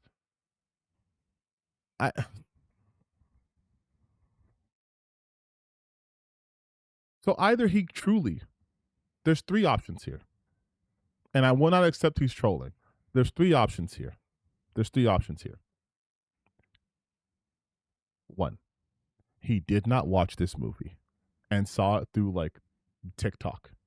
Two, he is an idiot. Like just a bona fide idiot who can't understand anything. Three, he is an idiot, but he knows that if he says stuff like this, it will get him more attention, right? Really, two, he either didn't watch the movie or he's an idiot. Because what do you mean? What do you mean she's acting like his yes, that is the movie. That is the movie. And he acts like, oh, it wouldn't let me in because it wasn't grand. Dog, you're barely understanding the themes here. You're not capable of understanding it on any sort of grander scale. You aren't. You aren't even understanding the creative vision that Nolan has here. This version of Odysseus doesn't like the gods, doesn't fuck with them, doesn't trust them, whatever. The only reason why Athena appears to him because he went to her temple. He went to where the people who worship her are and defiled it. Okay. So, and I'm not going to any more detail because I want you guys to watch the movie. But that's why she appears in human form. The gods in this film do not appear because Odysseus does not fuck with them. So instead, as they actually, what the funny part is, she says in this movie, when he talks about that very thing, like where the gods don't appear, and she says, who's moving the clouds? Who's moving the waves? Who's controlling like the birds? She's saying that gods are everywhere. And the movie exemplifies that by having the minute that he, which you guys should know, he blinds Polyphemus, suddenly the ocean's against him. There are no winds to carry him to safe harbor because Poseidon, the sea god, is his ops now. Like, that is literally what happens in this movie. the nature and gods are one and the same. To see an act of nature is to hear the gods. Zeus's lightning bolt coming down at them after they killed Helios' sacred cows is the gods in action. The film literally, if you want to give it criticism, there's some heavy exposition in here. The film exposits this explicitly. Like, at no point is it being like the gods aren't real. You're seeing the impact of the gods. And if you paid attention to what the conversation about Polyphemus was when they said he can speak, and Odysseus was like, why would you talk to an ant, basically, right? If there are gods, why would the gods, aside from Athena, appear to them? These people are ants. Why would they earn an audience directly with the gods?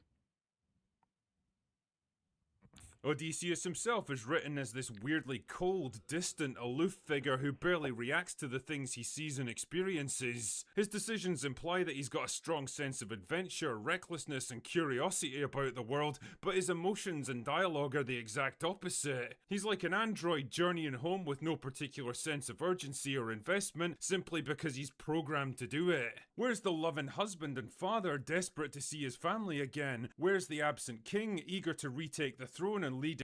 Oh my God. Okay, again, so he didn't watch this movie. He didn't watch this movie.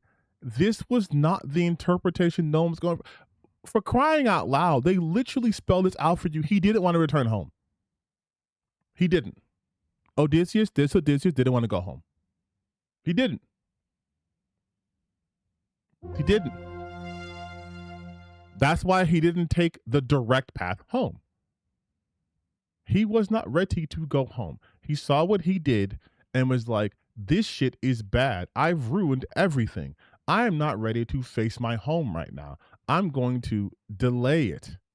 Like, watch the movie. His kingdom again. Where's the bold and witty adventurer, the compassionate leader of men? By the time the finale rolled around, I didn't particularly care whether he made it home because he doesn't seem to care much either. The movie seems to be portraying him as a vaguely traumatized war veteran haunted by his actions at Troy and his guilt over the sacking of the city, which... So how do you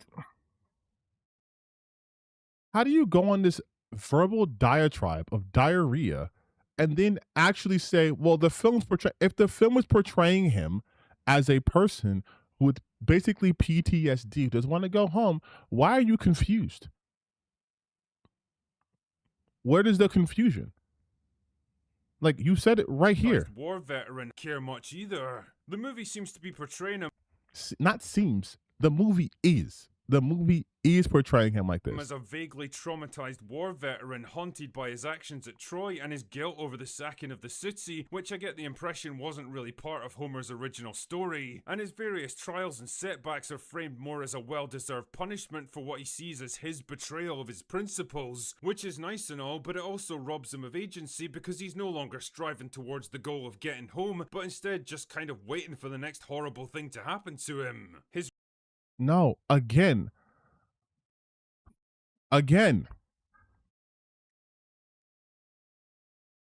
When they go to the sirens, which I'm not sure you're going to talk about, when they go to the sirens, Odysseus hears the sirens call. He hears the sirens call. And when he explains to his second in command, is like they give you promises of things you can't have. And the most thing you can't have is what you've had. And then he says that they told me that I don't want to go home. Everyone was like, I don't want to go home. He doesn't want to go home, doesn't want to go home. And they're saying robbing him of agency. He didn't have agency in the original one. Like, the gods were also fucking with him. He was still following Athena. He was getting advice from everyone else. All the decisions he made were really predetermined. But they told him, you'll be the only one to survive, and he was the only one who survived. So to be like, if anything, specifically in this one, he's actively like, then I'll just do this. Well, then I'll just do this. He is showing agency. Maybe not in wanting to go home, because at this point he doesn't, but in defying the gods. He is trying to set his own path. That is why Calypso literally says, you are a man who wants to control his own fate. You have to stop doing this. Like, it's so, like, it's reunion with his son, his wife, and his vengeance against the suitors should be this triumphant, cathartic release of emotions that have been building through the whole movie, but it all comes across as flat, procedural, and obligatory. Just a brutal fight in semi-darkness where you can barely even tell what's going on. Okay, that's bullshit. That is bullshit. That seems well lit. If you can't tell what's going on, you have cataracts. Maybe all that drinking you do, or maybe because all you look through is bullshit, so you can't see something that's very clear. This movie has no lighting issue. It doesn't. 99. The only time it's not well lit is when they're out to sea at night. Everything, even when they're in a fucking cave, you can see what's happening. Like, he's just lying. He's just lying. Shit, man, even watching an old dog finally dying after being reunited with his beloved master for the first time in years, which should be an emotional slam dunk, doesn't really hit because the character himself barely even acknowledges it. The only actor who really seems to be going for it is Robert Pattinson, who plays every trick in the book to make his antagonist as much of an obnoxious, cowardly asshole as possible. It works. You really do hate the guy, but if the only character in your movie that inspires any kind of emotion is your antagonist, well, you've got problems. Again, that's because of him. He does, like, Will is bad. I've said so many times, the Critical Drinker is bad at everything he does, but he doesn't understand acting. He's saying that Anne Hathaway didn't do anything, Tom Holland didn't do anything, Matt Damon. He doesn't understand. Like, it's so funny because Matt Damon's character is clearly like more like Odysseus in this film is more stoic, right? That's how he operates. Telemachus is a young, inexperienced child trying to become an adult. So he's at one point reserved, but barely. All right. And they're able to prompt him to almost kill him. Had he not been saved by his mother's intervention, he would have been killed. Like, they're acting as if everyone in this film is just flat one note. And then, oh, but Robert Pattinson. Yeah, because Robert Pattinson to you does obvious acting.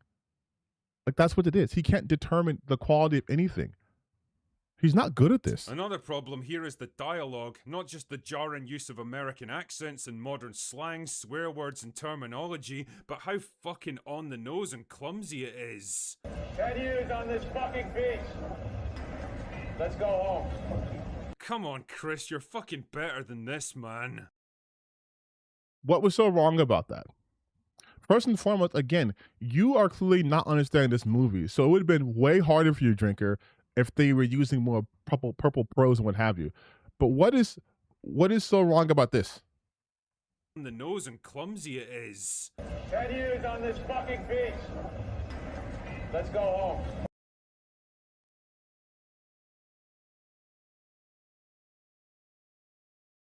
"10 years on this fucking beach. Let's go home."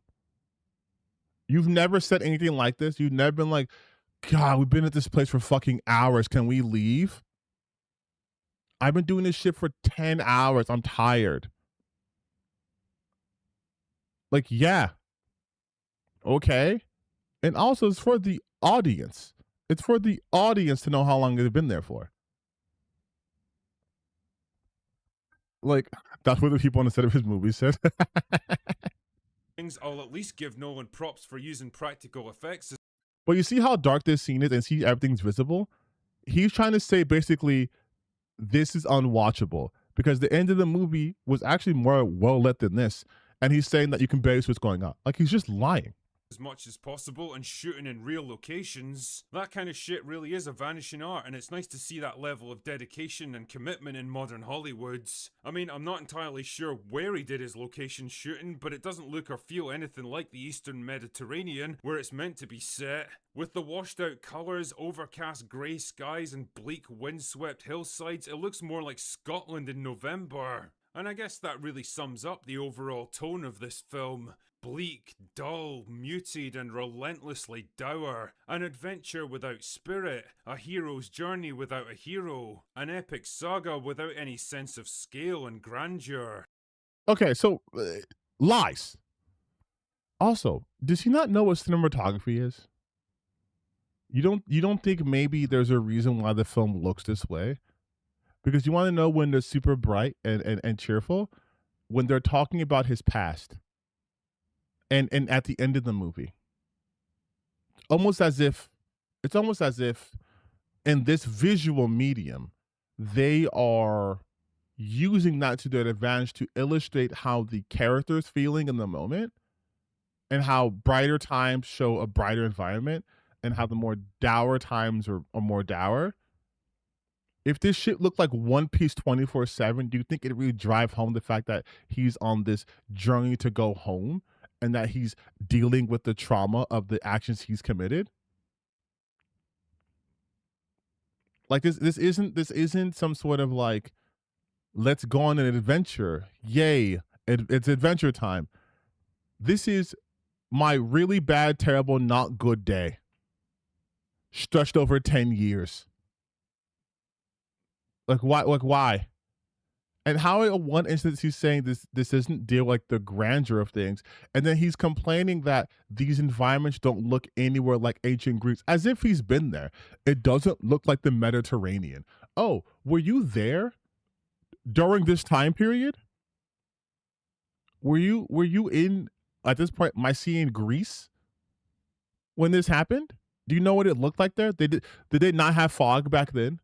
Did weather change to the point where certain things didn't exist, like fog didn't exist, overcast didn't exist? Like, Jesus Christ, dude. A clinical, precise, finely engineered movie made by a man of great technical skill and intellectual power who can process and study every line of the source material, but who seems to lack the romantic soul and the wonder and the sheer humanity to bring it all to life. For me, The Odyssey was an impressive, thought-provoking movie with an incredible cast, made by one of the most successful directors of his age, and it'll probably go on to rake in a lot of money and awards just like we all knew it would. I'm casting doubt on this entire ending spiel, starting with, to bring it all to life. You hear where he says that, right? He says all these negative things about the film. That part. And listen to what the next thing he says is. For me, The Odyssey was an impressive, thought-provoking movie with an incredible cast, made by one of the most successful directors of his age. Incredible cast. Was he not just shitting on John Leguizamo? Was he not shitting on Elliot Page being in this movie, Zendaya being in this movie? Did he not start this video by saying this film was miscast because Christopher Nolan miscast people? Now he's saying it's a great cast, actually. It's very thought-provoking. You just told us that this movie was boring. You said it made you feel nothing, that you basically checked out. How can this be thought-provoking?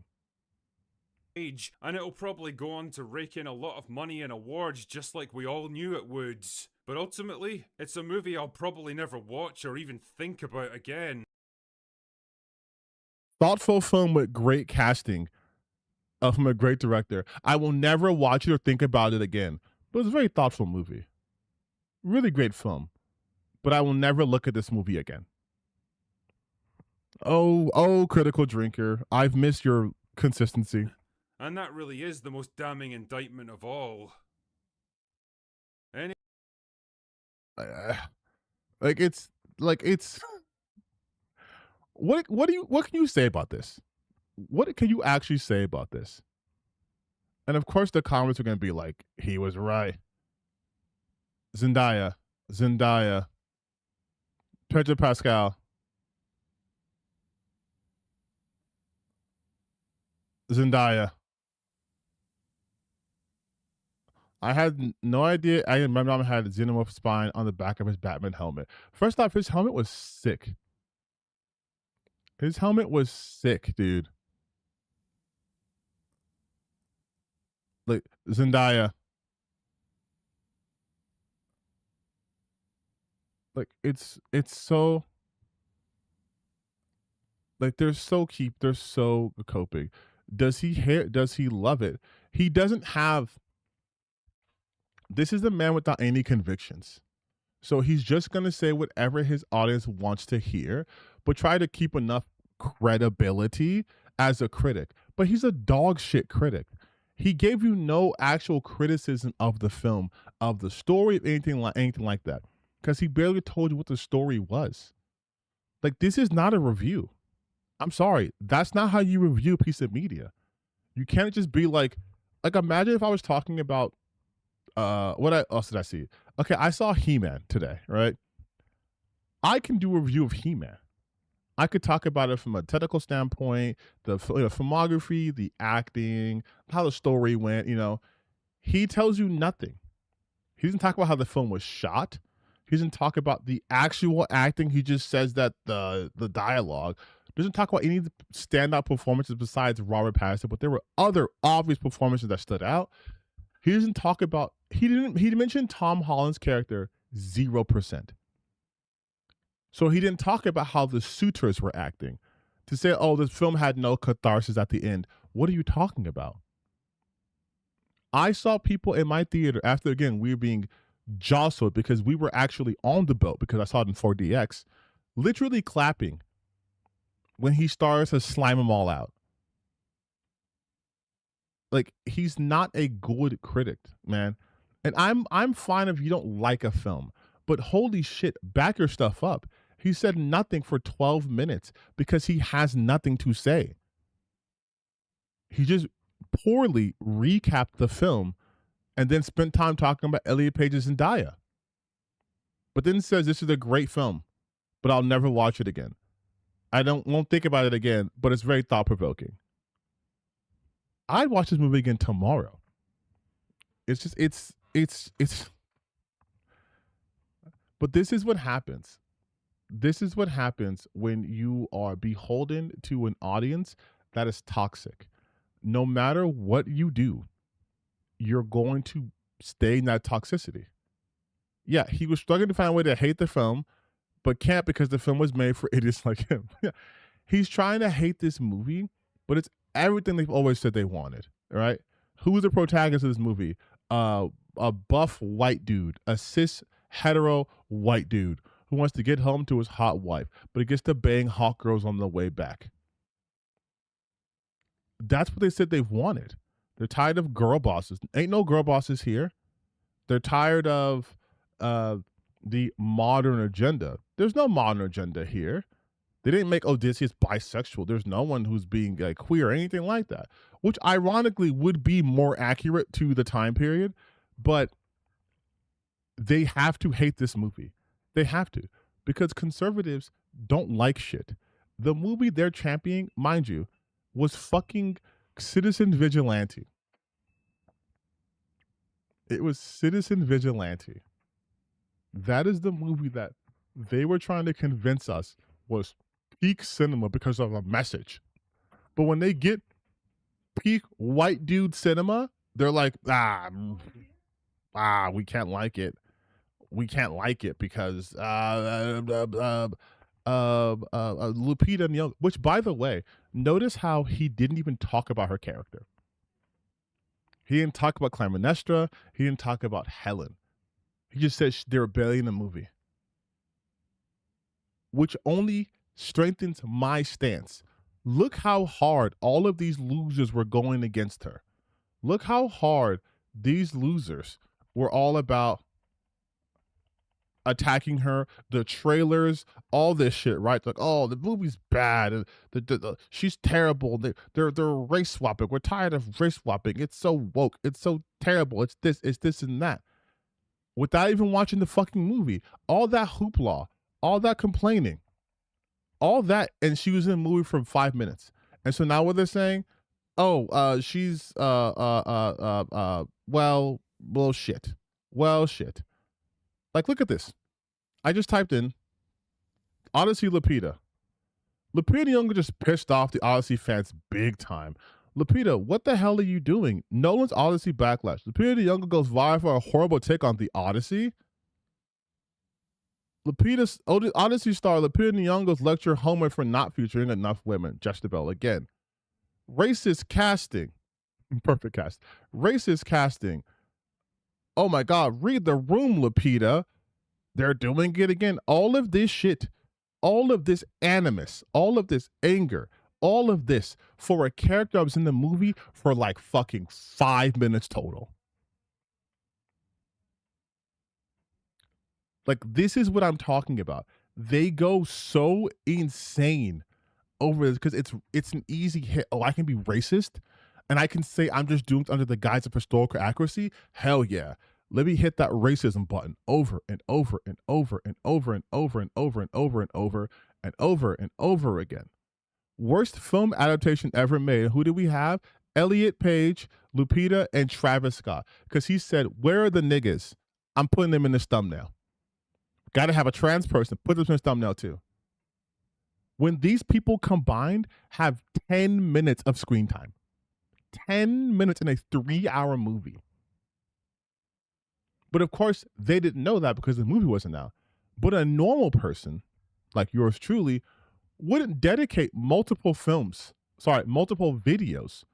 about characters who have little screen time. Because I'm a normal person. When I watch a trailer, I don't see, oh, minority. Well, that's my content for the next 6 weeks. Again, this culture war shit. Look at this shit. Look at this shit. Multiple videos on Lupita Nyong'o. Who is this for? The film perspective. All of this insanity. Lupita goes full Zegler, hypocrite. All of this shit. This annoying ass person, Sydney Watson. All of this shit though, Jezebel. All of this shit for a character that's in the movie for the length it would take you to make a Hot Pocket.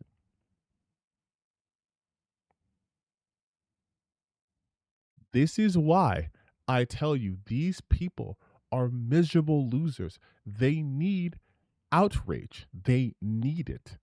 And when the egg is on their face, they will just quietly wipe some of it away and be like, oh, well, she's barely in the movie. She's barely in the movie. If she was barely in the movie, why did you guys make 60,000 videos about her? You look insane. You jumped the gun that you were willing to jump because you saw a chance to be racist and jumped at it. Have I seen the drama between Birdman and Yellowfest? Yeah, I've seen it. But I'm kind of on a roll right here. Let me finish this first. I'm still looking at this, by the way. There are still people from 2 months ago, 12 days ago. The Odyssey stars ignorance just blew up in her face. 12 days ago. It gets worse. All of this, again, all of this, except for this one, all of this, especially these fucking coons over here. Listen. If you are black, if you are black and you're putting this anti-black, this anti-woke content out there, they do not fuck with you. You are a useful idiot. They are not your friends. They will not support you. You are just convenient. They do not like you because of your skin color. And if the only way you can be accepted by these people is to shit on your own skin color, they are not your friends. But all of this shit. Dave Rubin did this video twice. Goddamn. All of this shit over a character who was in the movie for seconds. Remember how they lost their goddamn minds because they don't know historical history or myth. They thought that Elliot Page was playing Achilles. And I'm like, why were they playing Achilles? Oh, because you think this is a sequel to Troy, the movie, or a reboot to the movie Troy. And they clearly sin on. They're like, well, they're so distracting. Movie for like 7 minutes. None of this shit matters. Like, this is what I've been trying to tell you guys. The shit that these people do. They do this because it's easy. It's so fucking easy. Like, Geeks and Gamers channel. Oh, this is the secondary channel, right? But this is all they do. Feminist translator Emily Wilson. Mind you, they hated Emily Wilson like a month ago because Nolan was using her adaptation as a source material. And they're like, this adaptation sucks. We don't like they were literally They were literally talking about how this shit's ass. Like Metatron's talking about the historical accuracy of that book. They were mad at this. They were mad at this, at her, because of what happened with Christopher Nolan saying he's using it as a source material. Like, they were mad at her. And now they're saying, wait, she doesn't like it? Oh, actually, she's based. She's based and awesome. None of these people are serious people. Even Emily Wilson hated Nolan's Odyssey. The person that he was talking shit about. Now he's like, oh, well, she hates it. Actually, you guys, Emily Wilson, pretty sick, pretty based, pretty awesome. She knows it's trash. These are the same people who were hating on her. These are the same people who were hating on her. Look, Christopher Nolan's Odyssey is set to be ruined by this woke translation. These are the people who were hating on her. And now that she still said positive things about the Odyssey, but she just said like she prefers her translation.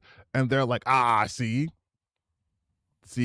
Christopher Nolan collapsed as Emily Wilson blames him for destroying the Odyssey. They ruined the Odyssey. These women destroyed Homer and Christopher Nolan's. Look. This guy's a white beat. We're not gonna watch this video, but look. She knows it's trash. She knows it's trash. But you just said she destroyed it. You just said she destroyed it. You literally just said in this video right here that these women ruined the Odyssey. And now it's actually based. They were literally baking her version. Yes, they were calling her the woke feminist version. And now that she just was talking about how it diverged in parts of the thing, they're like, oh, she hates it. She hates it. She hates it. She hates it. It's based now. She hates it. She hates it. And it's like this is the reason why I'm harping on this to you guys is because this is the same mentality that I've been dealing with when I talk about like these people in the gaming spaces. They will zero in on the most insignificant thing and act like this is the fall of Western civilization, and they have no scruples. The person they were just shitting on a month ago is now their ideological ally because they have a take they can twist as saying, oh, they agree with me.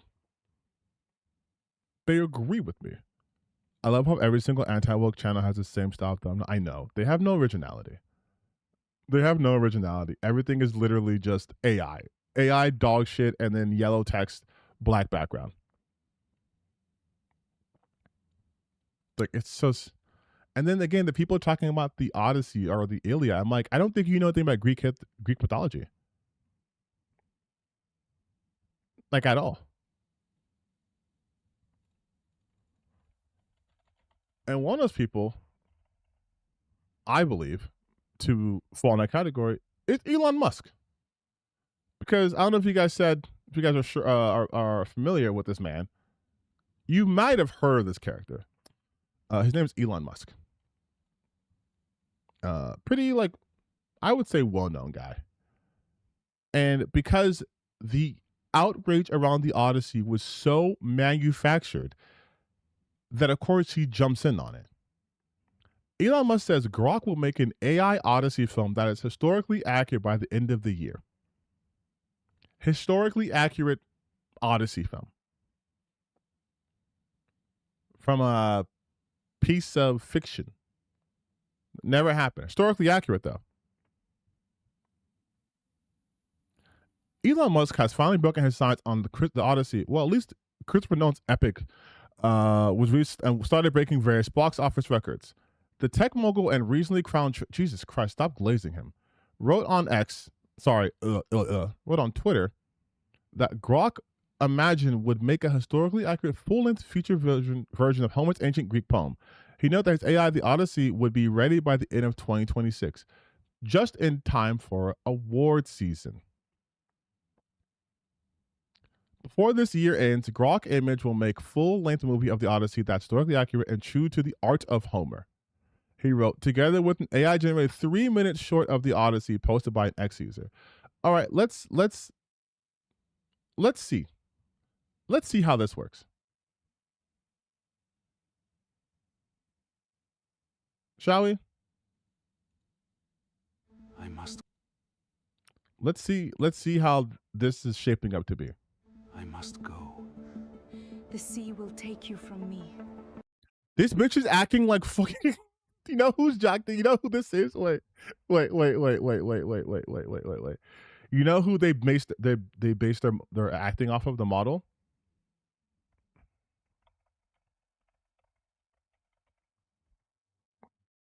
This is who they sampled from. You ready? Once I show you this, guys, you're not going to be able to unsee it. Once I show you, you're not going to be able to unsee it. But this is who they got their acting from. This is who. No, it's this one.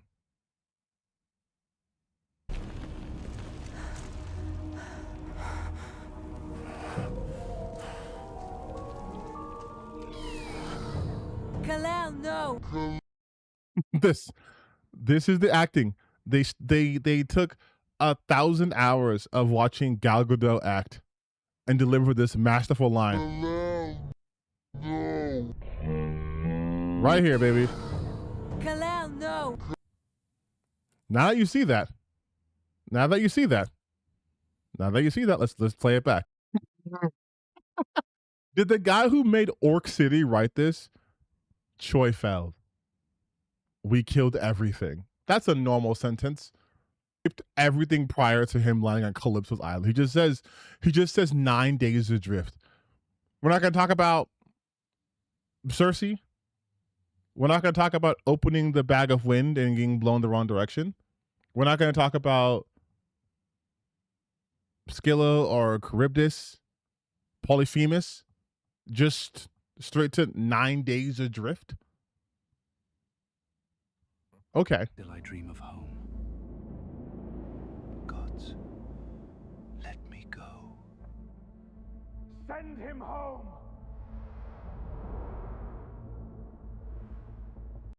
I'm sorry. Why do the gods have? Why are they Christian coded angels? Odysseus, crossfade to him now standing closer to her because we can't animate them walking to each other. Also,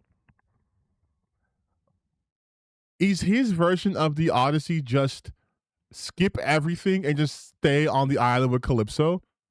Like, what is happening 7 here? years I have kept you here. Weep no more, I am letting you go. Build your raft. Be free. You mean some other thing. Not my passage. Swear it. What? What a schemer you are. By Huh? Styx itself, I mean no harm to you. By Styx itself. Wait, of course she what a means no schemer harm. you are. This is. She just said she took care of you. Also, I'm looking at those grapes just slowly, like changing. 7 years I have kept you here. Weep no more, I am letting you go. Build your raft. Be free. Be free. You mean some other thing. And then, Not my okay. passage. Swear it. What a schemer you are. By Styx itself, I mean no harm to you. It's just Calypso, That by the first way. night, I cut the timber. Or stay. Keep this house. Be ageless. Oh, I love that pause. I love that pause. Is she worth all this grief? Your Penelope. I am not less than her. And still, every day, all I want is home. My wife. My own halls. It's so funny just saying all this shit because they jump through the first 20 seconds. They skipped all this shit, and now we're just watching a scene. I know you can understand that. least I think you can. Please just come out of the sun. One more night under my roof. Opening up. This is why did we spend? My thing is, why did we do this part? I left my one love. I mean, Troy fell. We could everything, and then I was just adrift for 9 days. We killed everything. The sea took my ships, my men. 9 days adrift. Yeah, that's it. Yeah, she took my man, my ships, and I was adrift for 9 days. Nothing else happened. We covered all this in 26 seconds. And then this spent the next 2 minutes. The next 2 minutes and 44 seconds. Just him and Calypso. Oh my god, dude. Just obviously, and they also took, I think they took some music that's supposed to be ripping off of a Nolan film, like Tenet. 9 days adrift, here I am. Yeah, I know, I saw the beeswax in his ear. Also, these are supposed to be the sirens. These aren't, this isn't even beeswax. This is literal, like, going to a concert. Put this in your ears if you're standing close to the speakers. I like the fact that the sirens. We killed everything. This is my favorite line. We killed everything. The sea took my And so, yeah, the sirens are just fucking twerking. The sirens are just fucking ships. Just sticking their asses out. Because the sirens weren't sea nymphs or anything like that. They were just ladies standing on rocks. My men. 9 days adrift. Also, hey, maybe because I'm such a nerd for tech, but I want you guys to notice where the water comes from. So he lands right here, right? So the water's coming from behind him. But as you can see, the shoreline's here. So did someone throw water behind his back? 9 days adrift. So now the water's flowing from all directions. Like, Now, here I am. the real Odyssey. Stranded. With something eternal. With something eternal. It's like a horror movie now. This is, I hope the comments are just like, how I make dialogue seamless in one scene. I run the dialogue from both over-the-shoulder camera angles, and when moment needs both voices in one take, the prompt declares both voices up top and gives them strict turns. That's how acting should be. Strict turns.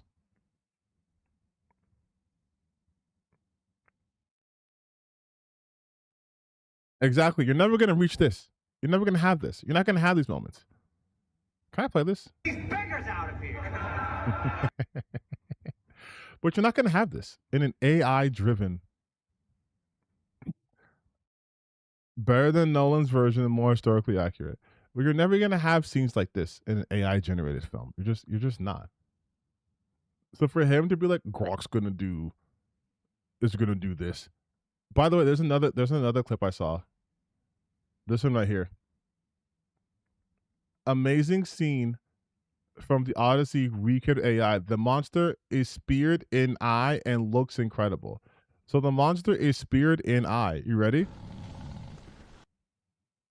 Just peek. My favorite thing about a Cyclops is when it has two eyes.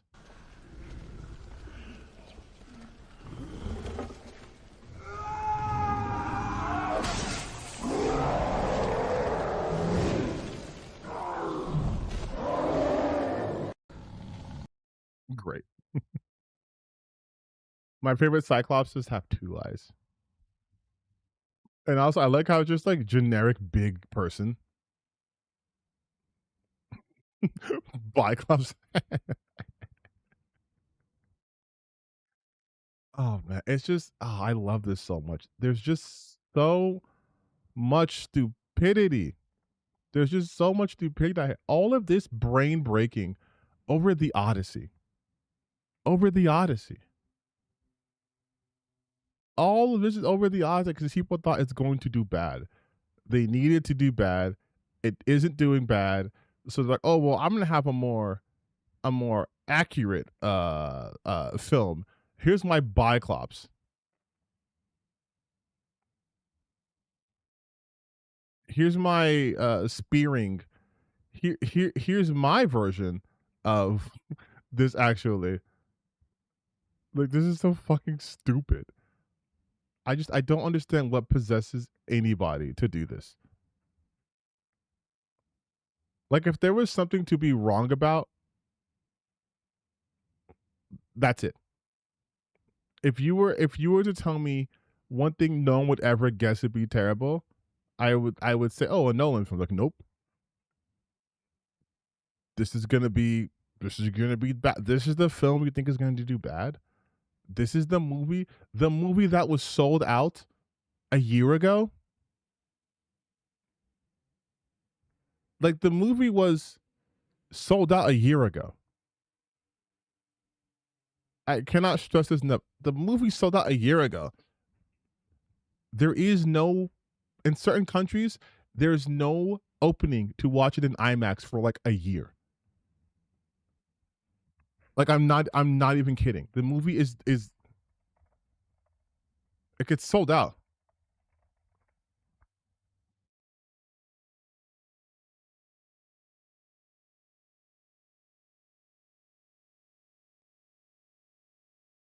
IMAX 70mm screenings become the biggest star of Christopher Nolan's The Odyssey. Moviegoers are traveling long distances and competing for tickets to see The Odyssey in IMAX 7mm. Just 25 US theaters and 41 worldwide are showing the Universal film in that format, helping drive premium ticket demand. The CEO says it's going to do this for months, while some theaters have extended runs. Like, they are going nutty mode for this movie. People are doing insane things for this movie. Historic demand. Like, like this is just going to run for a year. This is going to run for a year. Don't know if we touched about this. We're talking about the Marvel. Oh, we're going to make our way to Marvel news. Don't you worry, because of course there's some things I have not seen yet, but of course talk about Marvel. I just want to revel a little bit more into these people coping. Into these people coping for the Odyssey, because it's just like, I was right. And I know it's easy. It's easy to be right when these are your ops. It's just the dumbest people on the planet. But I want to enjoy this. It's my first reading back. I want to enjoy this. So one thing I want to enjoy is Critical Drinker going at it with Angry Joe. Let's start with what Critical Drinker says first. Or Joe Vargas says first, right? It's truly funny watching Nerdrotics, Critical Drinkers, and all their buddies lose their shit over this film daily. Now disowning and dunking on their own fans and subs to avoid being associated with taking an L.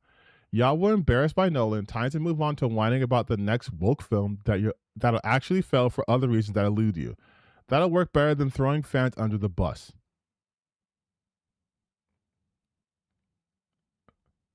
It's truly funny watching fat, embittered R-words like Joe here, so desperate for a win in an endless ocean of losses that they'll blatantly make up things that never happened. I've always said the Odyssey would make money in regards to the backlash. Guess what? I was right. You're trying to claim victory in a battle that only exists in your head. The amount of projection happening here, this is the next theater you guys can watch Odyssey in is just the Critical Drinker. This is some IMAX level projecting going over here. In fact, he might be getting sued for projecting like IMAX, because what's going on here, dog? Bro, to take the L, you spent months posting videos about this movie saying it looks bad and rants about the casting, and you low-key got embarrassed. The movie got an A cinema score and 97. Yeah, like he's like, oh, he's fat. He's this and that. It's so funny. You mentioned just 700 to 800 million thanks to all the Intel backlash you stirred up. Stuck in your bubble, none of you ever dreamed it would hit $1 billion. Now it's smashing records and you're moving goalposts. Facts. No, Critical Drinker, you indicated that the movie is going to be bad because of black/trans actor. To be fair, you did lean into the narratives, and to be honest, I think you've been too deep in this, which is starting to cloud your judgment. Starting to. Hey, Will, why are you a grifter? This is what I was talking about before, by the way. When he was like, before when House of Dragons came out, like, no one cares. And then after everyone cared about House of Dragons, it just became a trailer breakdown. Same exact video. He hedges his bets a lot. He hedges his bets all the time. I don't know why he's using AI here. I'm not a fan of that. But, oh, fat R word? Now, wow. Look, like, I really pissed you off, Critical Drinker. You must be really seething over there about all this Odyssey drama, Will. I was right, Joe, in your best drunk voice. Yes, you were right, Drinker, you poor thing. Truly a mid-cop-out disappointing disastrous triumph. Letting that mask slip here.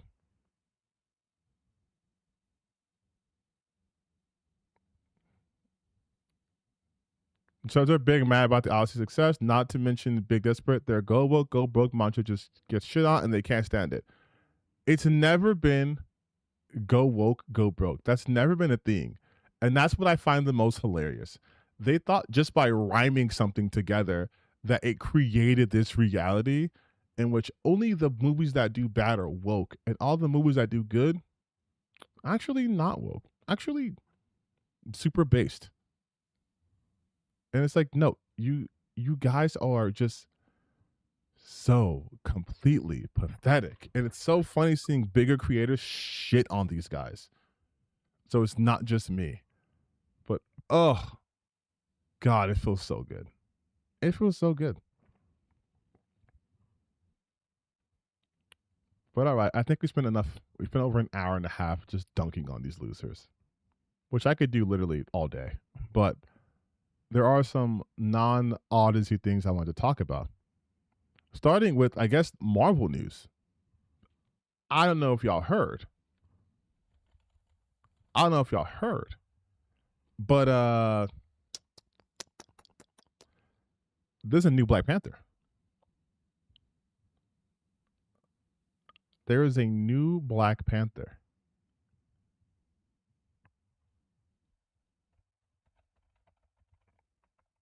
Which I am fucking happy about. I am excited about. They've announced some. I don't know if I can. Here's the thing. I don't know if I can show this on stream. Because how's my vacation? Oh, it was awesome. I loved it.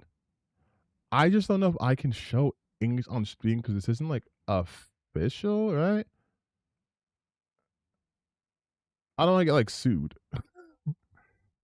Oh, what happened with Birdman? Someone in chat on fill me in. I'll fill you in. Because it's stupid. Birdman and Yellow Flash. Yellow Flash is being annoying dick on the internet. He always is. So then Birdman saw him, found a picture of him, was like, dog, is this you? Basically. And then they found out it wasn't a picture of him. It was someone else. So then Birdman got admitted that he was wrong about that and then showed a different picture of Flash. But the guy that Birdman showed was apparently someone who had cancer. And so now they're trying to make it seem like he's going after cancer people, like people who have cancer. And I'm like, you guys are being so disingenuous. Yeah, that's all that, but again, that's what these people fucking do. That's all they do. They're not able of being like honest people. They just want drama. They're just drama channels. So that's all they do.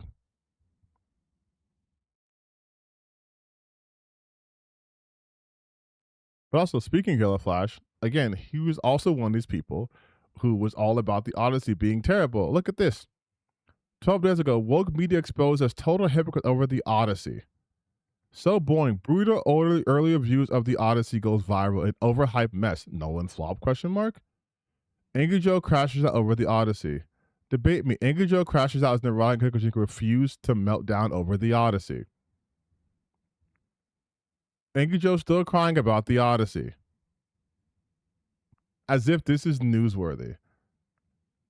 Panic, the Odyssey cash destroyed by viral backlash. Just all Odyssey. But then here comes the Salt. They are mad. Woke critics try to kill Citizen Vigilante, it backfired hard. One of my favorite things these people do all the way is they tried, but it backfired hard. I'm not gonna use that. It backfired hard. Every thumbnail they have, look, this just it's always this. It's this just backfired hard. Already nicknamed BB Biscuit BBC, and it backfired hard. The War on Korean Man backfired so bad that Feminism destroyed itself completely. Like everyone does this. She tried to guilt trip Angie Wilson. It backfired hard.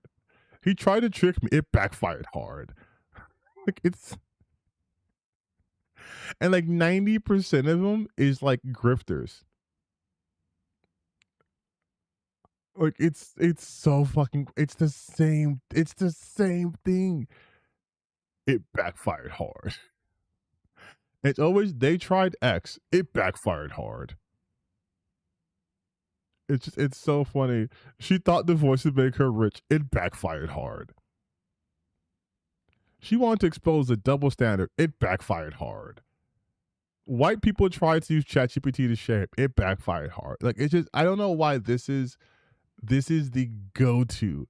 This is the go-to thing to say. But it's always they're backfired. For grifter shit, it's they backfired hard. They're mad. They backfired hard. They're mad. They're mad, or they want someone dead. They want him gone. They're mad. Now it's dead. Heads are gonna roll.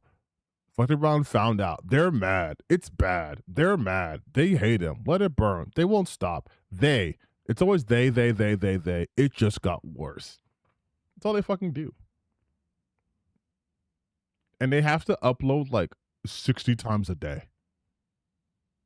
Like, dog, he has 6,000 videos. 6,000 videos. Since I have like 2,000 videos, maybe. He has 6,000 and he joined a year after I started my channel.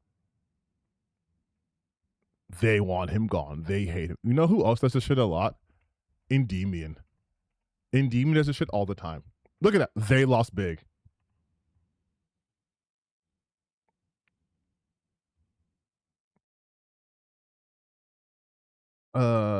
The Odyssey fans demand that Critical Drinker must be destroyed. Do you see how they can't even talk about the movie? We're going to talk about Critical Drinker. He needs to be destroyed. It's over. If the Odyssey has become a Hollywood nightmare and reviews are baffling. Mind you, Endymion doesn't do movie reviews. He doesn't talk about movies. Like you see like the Odyssey, and like we can scroll through here, and there are no other films. It's just the Odyssey. It's just the Odyssey. That's it. He talks about no other films. Because what a lot of these people will do is they trend hop, which is not a new concept, but they trend hop. This is not part of their normal shit. This is not part of their normal output. We're talking about the last 6 months. There have definitely been movies that have come out. And the only thing he talked about was the Odyssey. Not even Supergirl. And Supergirl was the easy one. You get, Supergirl Black Eyes Goes Nuclear. You have one Supergirl thing. One Supergirl thing, 5 Odyssey videos. Look at this. Look at this. One Supergirl. And this is a month ago. So this is, I think before it came out, and nothing after it came out. Meanwhile, for the Odyssey alone, you have 1, 2, 3.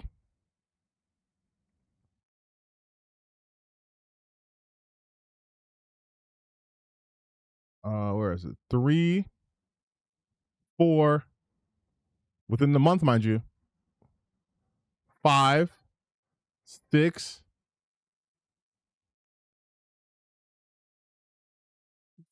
6 videos about the Odyssey. 2 videos about Supergirl. It's not a movie review channel. I thought Endymion was turning his content around. Was that Yorch? Yorch is turning his content around. Endymion will never. He can't. He can. All these people that we talk about, by the way, are stuck doing this. They're stuck doing that. They have to use code words, ugly ass fucking thumbnails, and they want to destroy you. They can't have this. Same shit with what's his face?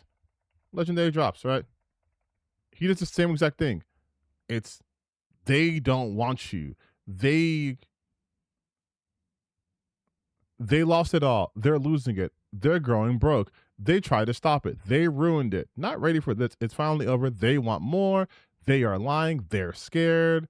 It's not for you. They bet on us. They killed it. There. For the motherfuckers who hate pronouns, almost all their titling is pronoun heavily. Yeah, he does the same shit. They all do the same exact shit. I'm not gonna watch this shit though. Someone did mention Andy Pants blaming Jason Schreier earlier, and I have to see lying gay Jew. Jason Schreier's why we have woke games.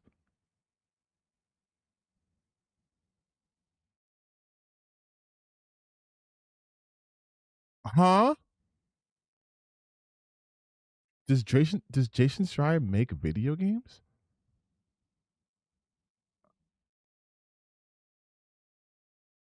Like, bro, what are we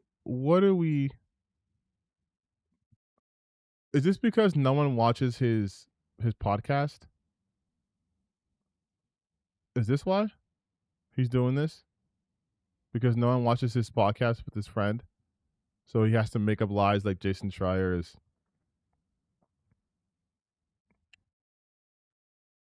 I mean, we're here. Why not? What's going on, guys? So I recently saw that everybody's favorite game journalist, Jason Schreier, has started a YouTube channel, and it's actually getting pretty popular. And I was baffled because it made me wonder, like, do y'all not know that this guy is literally why we have wokeness in games? Oh my God. Jason Schreier did this. Wokeness in games. He did this. This is She-Hulk. This is Captain Marvel. This is Furiosa. This is Daisy Ridley as Rey. So how did he do this? How did Jason Schreier get Anya Taylor-Joy and Chris Hemsworth to do an amazing movie that people didn't like or didn't watch? How did Jason Schreier do this? And why did Jason Schreier do this is the real question. So I call him a lying gay Jew because that is what he is. By definition, he lies. Gayness is his sexual orientation, and he is Jewish by nationality and by birth. Jason Schreier has a wife and children. Just so, like, nothing wrong with being gay, obviously, but Jason Schreier is married.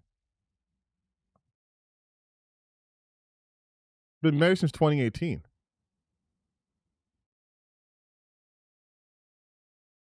Like, you could just go. You could just look him up. You could just dark mode. You could just look him up. Personal life. He is Jewish. He's married. Oh, so he doesn't have. I thought he had kids, but he's married. So like, that's weird. And he's Jewish by nationality. He was okay. Like, I don't know. All right, dog. Gay by birth. So I'm literally just describing the dude. I don't. What he said is not hate speech. Wait, what? Wait, what? So I call him a lying gay Jew because that is what he is. By definition, he lies. Gayness is his sexual orientation, and he is Jewish by nationality and by birth. So I'm. It's not hate speech when it's literally what someone is, but he's not gay.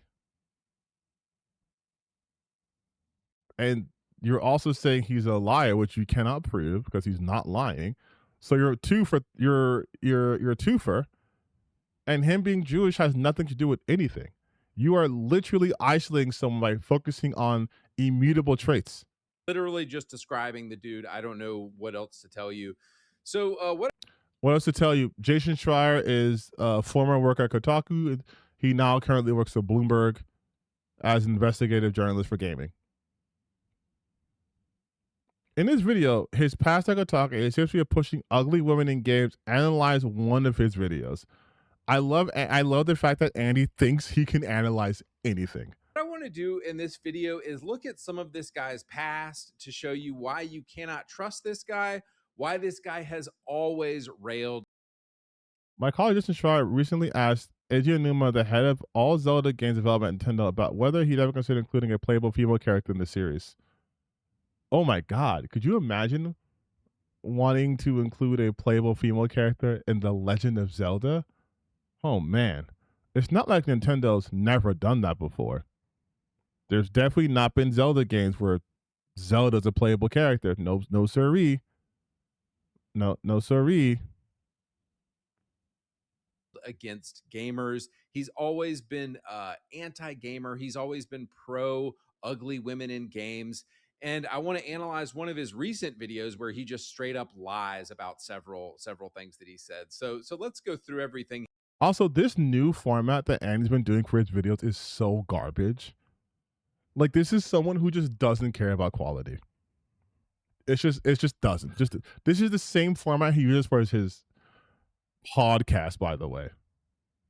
Here, if you type Jason Schreier controversies into ChatGPT, you'll come up with a full list of everything that he's been embroiled in and everything that he's lied about the past.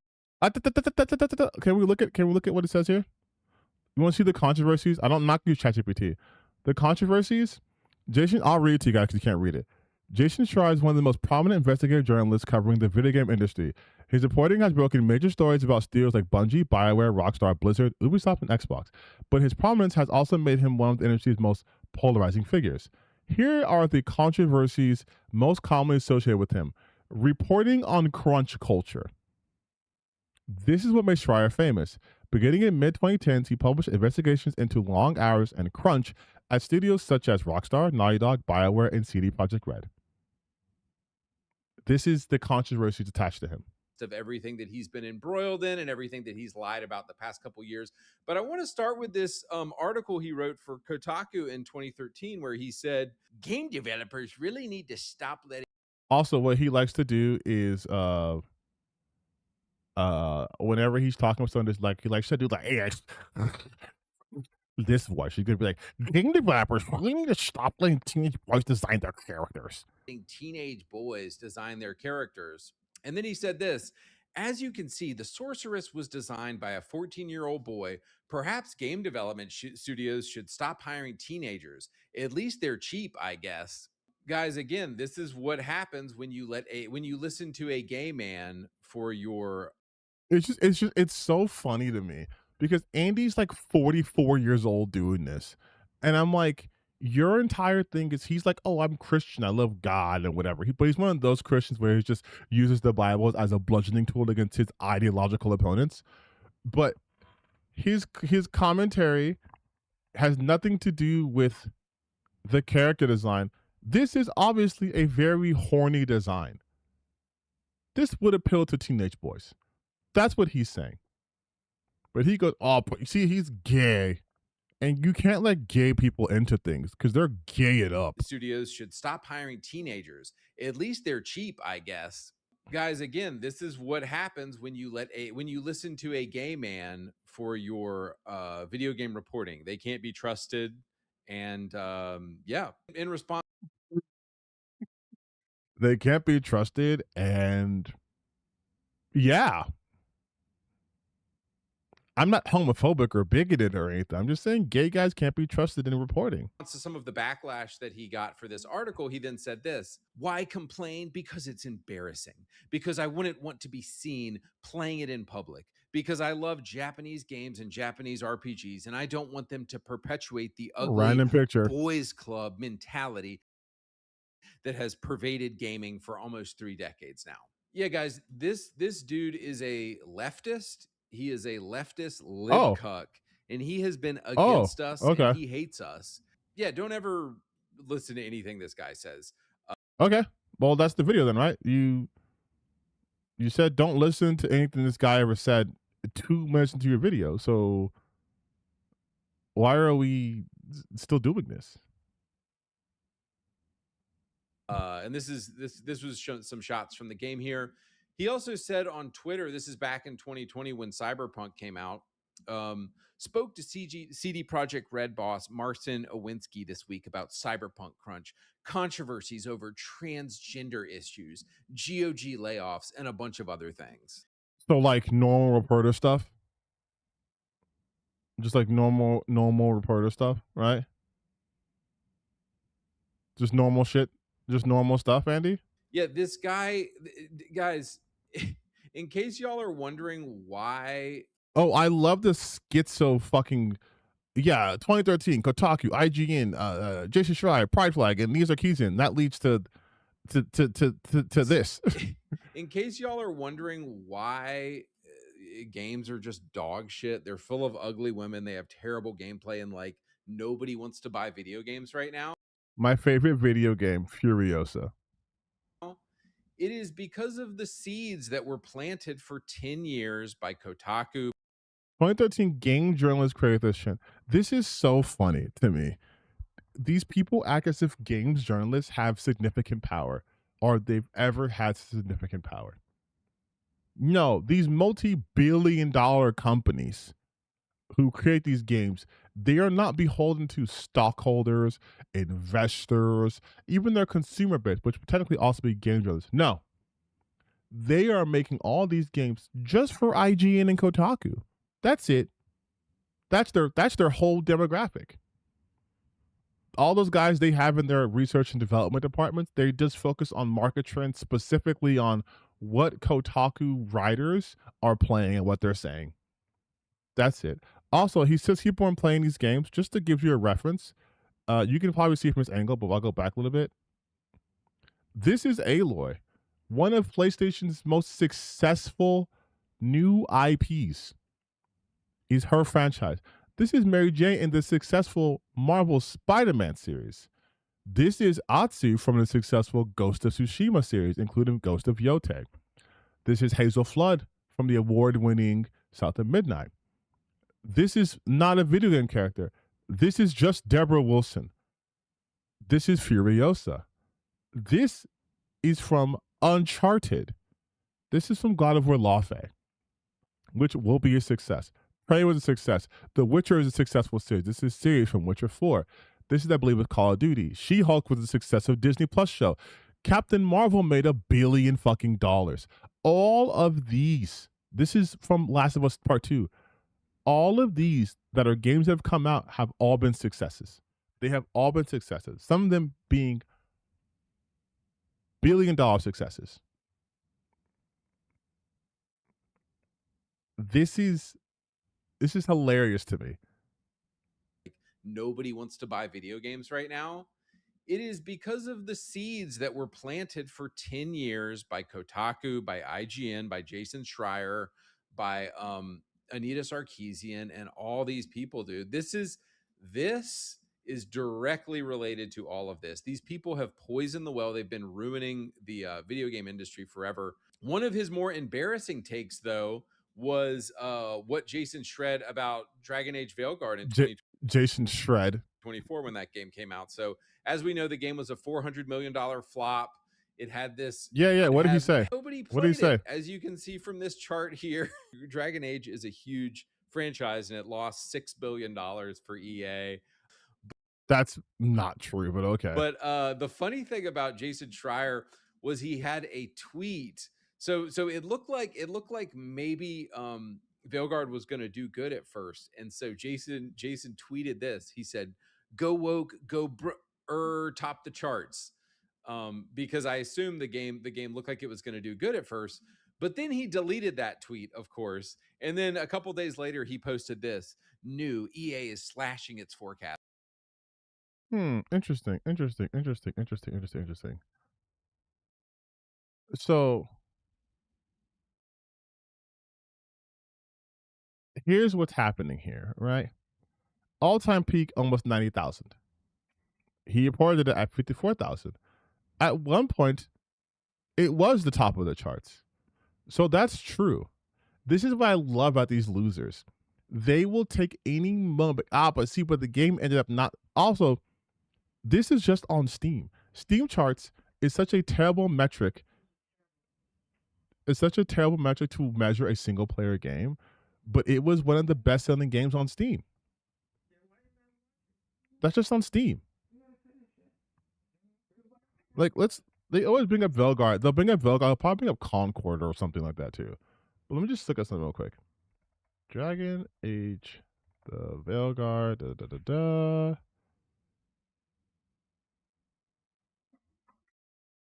Let's just do sales.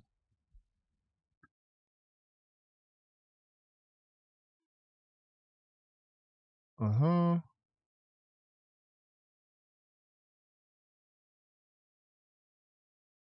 Let's do sales on Steam.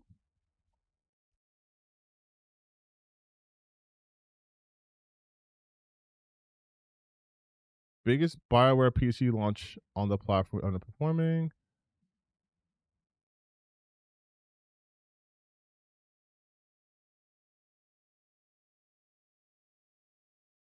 Yeah, so it started off strong. And also, is his point that Jason made a tweet and then he deleted it for its fiscal year. Yeah, so Jason did quite a 180 on that one. But with regard to the Veilguard controversy, he even admitted in a tweet, "I actually don't like the game very much, but I do like seeing you chuds get dunked on." Yeah, he's allowed to say that, right? Also, wouldn't this disprove your point?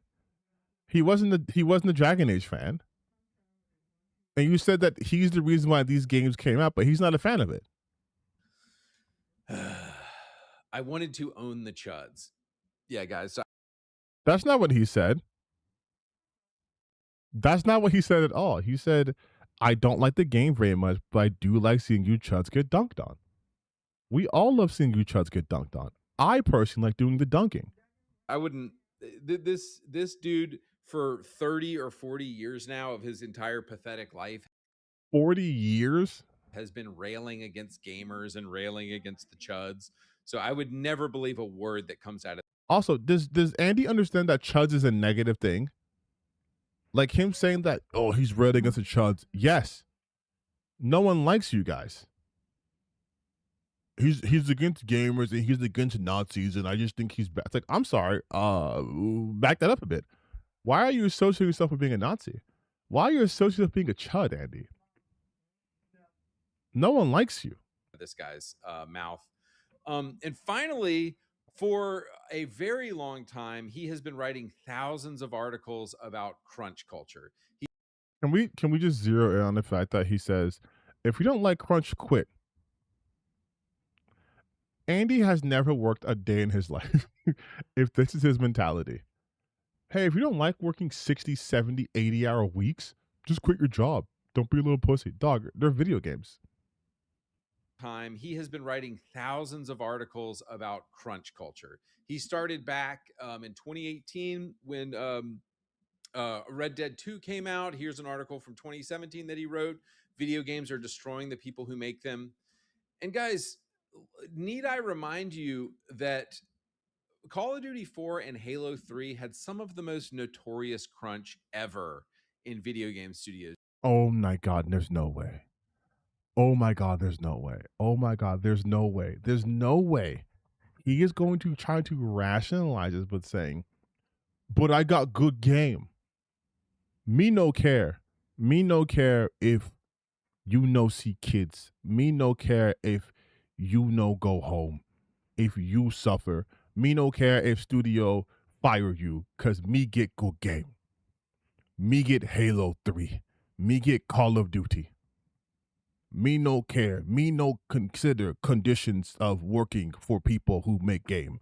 Me think if people work in worse conditions, they produce better game. There were men sleeping at the office. And guys, here's my take on crunch. Stop being a fucking pussy and make the game. If you don't like crunch, quit. Stop.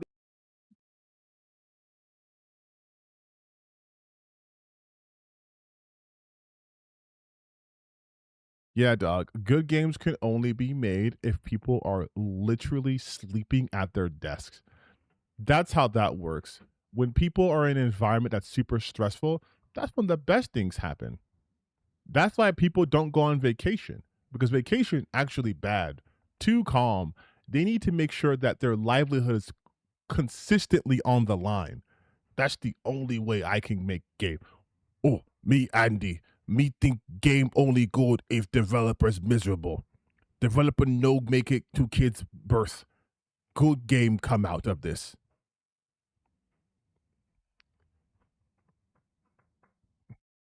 Being a pussy. My view is, yeah, dude, you work in video games. You're gonna work. Yeah, dude, don't be a little bitch. You work in gaming, the real man's industry, okay? Don't be a little pussy, you guys. You work in gaming. You make my video games.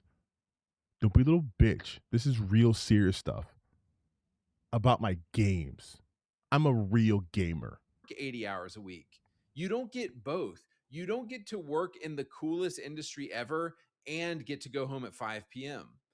I don't work in video games because I want to go home at 5 p.m. If I wanted to go home at 11 o'clock p.m. every night, I'd work in video. Oh, Andy doesn't work in video games? Oh, really? Andy, you don't work in video games? Andy, you don't work in video games? This is not. You don't work in video games? Who would have thought? But you have an indie game that came out. So I don't understand. Is this? Are you saying, Andy? Are you saying that your game was ass because you didn't crunch? Don't be a pussy, Andy. Why didn't you crunch? You could have put out a banger game, but you didn't crunch, Andy. What's going on with that? Video games. So I have no sympathy for people who bitch and are pussies and complain about crunch culture. But yeah, guys, Schreier is literally. I don't work in this industry. Therefore, I don't have sympathy for you people. It's an amazing takeaway. Oh, this is a Christian, self-proclaimed Christian, by the way. The reason that games are bad now, because he was one of the main voices criticizing the companies for doing this. And so my point in all this is that crunch is. They didn't stop doing crunch, though. They didn't stop doing crunch. Like, what is that? What is that? What does that mean? How can he be responsible for something that didn't happen? What makes good video games. Crunch is still what makes good video games. Crunch and small teams are how you make good video games. So basically, you can't trust a word this dude says in his new YouTube channel that he's. This also reads as Andy is super jealous that Jason Schreier started a YouTube channel and is already gapping him in views per video. This is what this reads as to me, honestly. This is what this reads as to me, honestly. If you go to Jason Schreier, which is just his channel's name, 135,000 subscribers, and bro is like crushing it. Like he's crushing. He started his channel this year. Joins, yeah, but he has uploaded videos. Like he literally uploaded videos this year. He uploaded his first video a month ago. I think this is where the jealousy is coming from, because Andy has more subscribers than him, but the view per video is not. It's not like his. It's not like his. I think he's getting a little salty. I think he's a little bit salty that he's pushing, and the dude is literally why this happened. So, but another thing that I wanted to cover really quick is I wanted to respond to one of his videos that I watched. He had a video for. I like how he says this is full of lies, but he also told you he has no industry knowledge. Why would I listen to you, Andy, and not the guy who you said's been doing this for 40 years? Why games now take 6 years to make. And he says 3 outright fabricated lies in this video that I wanted to address directly. How has this dude gotten inside interviews by the companies themselves? Because he's an activist. Just like them, he wants to spread their anti-white, anti-male ideology. Not because he has been working in this industry for 20 plus years, but because he's an activist. You know how game companies just love activists? What's an activist? I don't fucking know. I'm Andy Pants. I think everyone's an activist. Even though activism requires active participation. He's an activist. Why? Because I said he's gay. And of course, being a gay makes you an activist. Look, I put the pride flag here. Another point here, you might be asking, like, how has Jason Schreier gotten in so deep with companies? Why do companies let him have insider interviews? You know, Bethesda, everybody invites him to their studio to do a tour. Yeah, the same companies he's exposed, by the way. And guys, it's because he is an activist and he anti-American gay communist activism. What is that? This is literally conservative buzzwords. This is I feel like this phrase right here just activated 20 people on some Manchurian Candidate Winter Soldier type shit. Anti-American, gay, communist, activism, anti-white, anti-male ideology, red car, longing, 47. Like, he's just like them, and he wants to spread their anti-white, anti-male, anti-American ideology. He's a gay communist, just like all of them. So, of course, they're going to invite somebody into their company who wants to spread the same ideological disease that they want to spread. So anyway, we're not going to watch this video, but we're not going to watch this video, but just trust me when I say these things. He said these for real. I want to these are basically 3 direct quotes or 3 paraphrases of exactly what he says in this video. And I want to respond to them because I laughed out loud when he said these because they're just complete lies. So why do games now take 6 years to make? Here's the first thing he said. Games cost so much to make now because graphical fidelity has increased so much. Oh my God. I can already tell what Aaron's going to go with this. He's going to show a game from 10 years ago. And it's going to show a game now. And it's going to be the most unflattering image of a game. And be like, oh, graphical fidelity's increased? Yes, it has. It subjectively has. Objectively speaking, graphical fidelity from 2015 to 2025 has increased quite a bit. Much the past 10 years. Let's think about that, guys. Let's think really hard about that. So Arkham Knight was developed by Rocksteady Studios, and it came out in 2015, and it cost $50 million to make. And I'm going to throw some of the gameplay footage up on the screen here. You know, I personally think Arkham City was the best series in the game in the series, but Arkham Knight has some of the most unbelievable graphics you've ever seen in a game, and it's 10 years old. Still, let's just see the comparison he uses. It has some of the best graphics in a game. All right, same studio. Okay, so again, this is what I meant though when I talked about this. He is specifically focusing, like this is such an easy. Oh my God, I can just show Ghost of Yotei, right? I can show Ghost of Yotei, right? This is in game. This is in game. This is in game. When we talk about graphical fidelity, it's not just like this won't look good, this look better, but it's literally how they look. Like this is hyper realistic.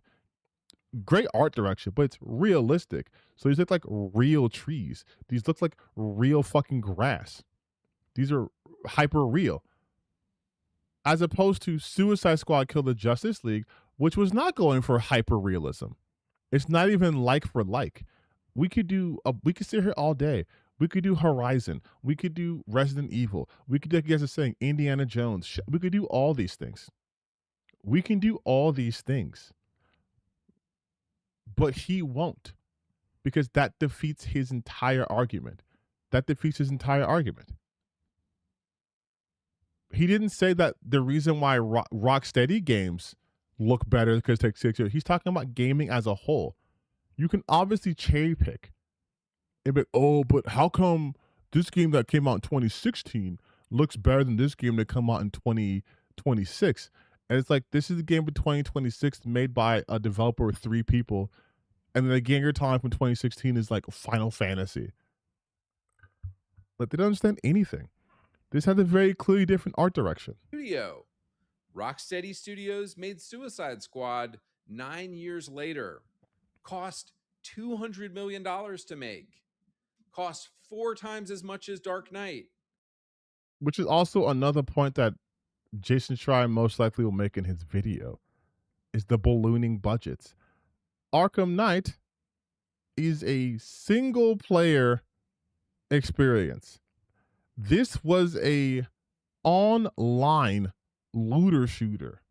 Online games are going to cost more because there's other things to factor in, like service maintenance and all those things too, right? And they're making a bigger game with all this motion capture and all this. Like, the budget's not just for the graphics. And it made 0 money, and it looks like complete dog shit. It looks like this. Guys, it looks like this. There's like a low res copy I saw. Jason, if graphical fidelity costs more now, why do games look worse now, boss? They don't. That's the whole thing, though. One particular game looks worse to you, but again, I could show you 100 games that look 30 times better, like easily. So Jason, boss. And for those of you who might blame inflation, $50 million with inflation would just be $70 million today.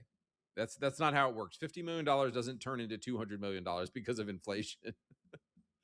And so Jason will blame everyone but himself. Why would he blame himself? Why would a reporter blame themselves for the state of video games? himself. He will blame everyone but the woke activists. And so you can't trust this dude because, of course, when the blame comes to him, he's going to finger point at somebody else. By the way, Andy will always do slurs. He will always do transphobic slurs and anti-Semitism. He will always do that. He will always do it.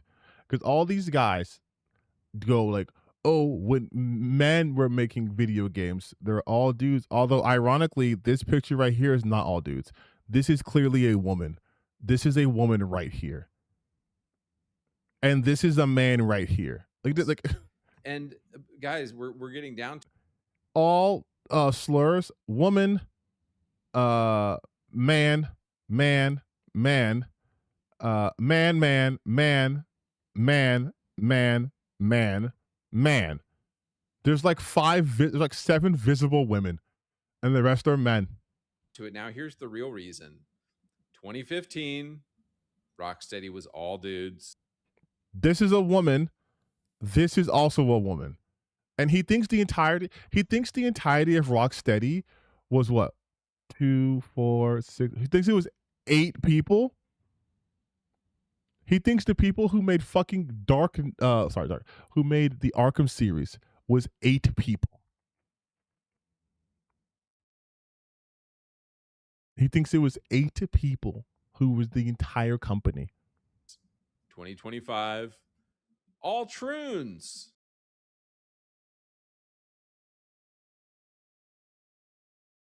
Like, why even make this picture? Like just, and he zoomed in on it. Like, they're very visibly women and men.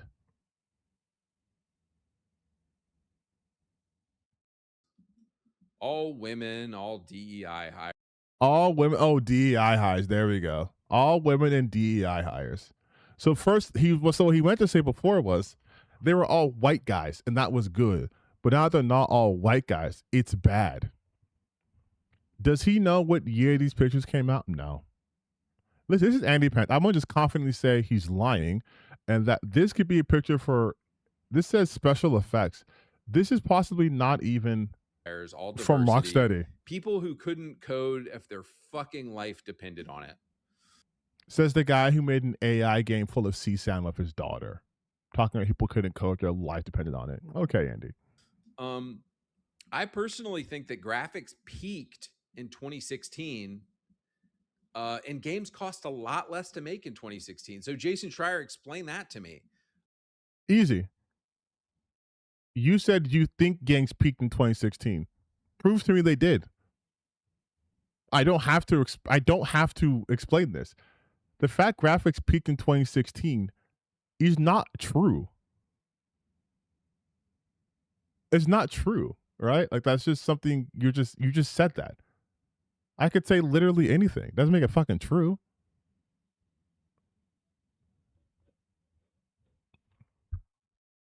Like again, I could show a game right now. I think Resident Evil 9 looks phenomenal. That came out this year. Pragmata looks pretty good. That came out this year. Didn't come on 2016. And it exposes where the money is going now. Women and the LGBTQ. Red Dead 2 and Tom Clancy's The Division are some of the most beautiful games I've ever seen. What are graphics like today? They're just unfinished texture and obviously a bad. Like you could just look at. Okay, so what's that? Halo Infinite.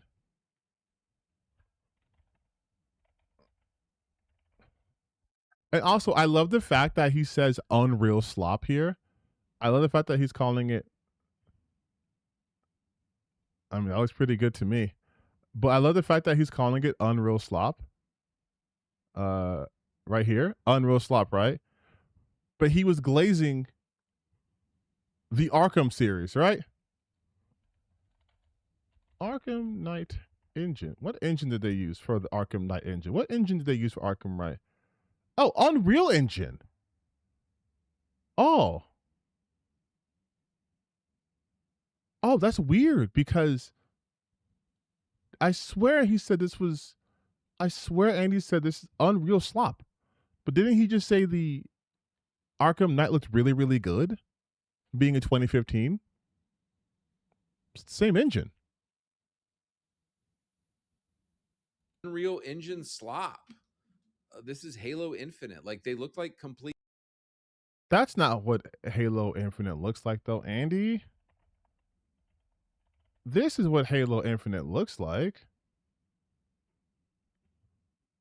Well, that's not Infinite. This is what Infinite looks like, right? This is Infinite. Like you can, of course, you can find some like not great screens of that, but you can find not great screens of anything. Like this is what Halo Infinite looks like.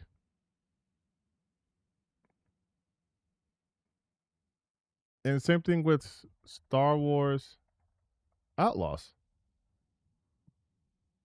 Like this is what Star Wars Outlaws looks like, right?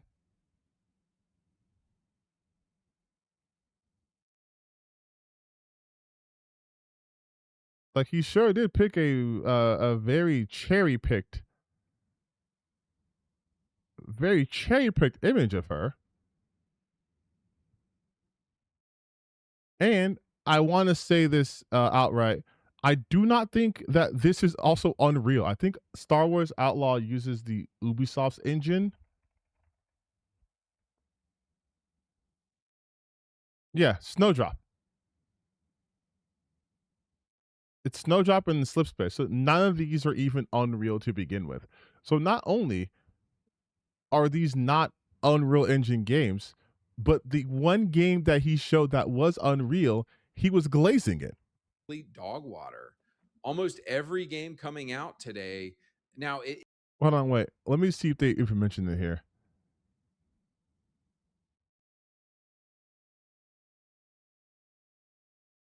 Is it them again? It's always them. Hilarious that you called Halo Infinite and Star Wars Outlaws Unreal Slop when neither of them are on the Unreal Engine. However, the game you glazed as still looking good, Batman Arkham Knight, is in fact running on the Unreal Engine. Amazing quality as always. Keep it up, Andy. Just so great. It might be in 4K, it might have higher resolution, but it actually looks like shit. And so, guys, the subtext, Wait, but it what? actually looks like Higher resolution doesn't mean better art direction. Art direction wasn't what you were talking about. You were talking about whatever. shit. And so, guys, the subtext here, Schreier won't. Why is Zoe Quinn here? Schreier won't tell you the real reason games cost more. Women and activists. He just keeps fucking taking pictures from Women's Day. He just keeps taking pictures from Women's Day. That's it. He just keeps taking pictures from Women's Day. Tell you the real reason games cost more, and it's because of women and activists. And he has to be a Jew and hide it. He has Jesus to Christ, hide this dude. obvious fact from everybody. And it's because all these That's a lot of HRT and trans surgery it has to pay for. This is Ubisoft, though. Like it's so like I'm gonna skip a little bit because Andy does the same shit in all of his videos.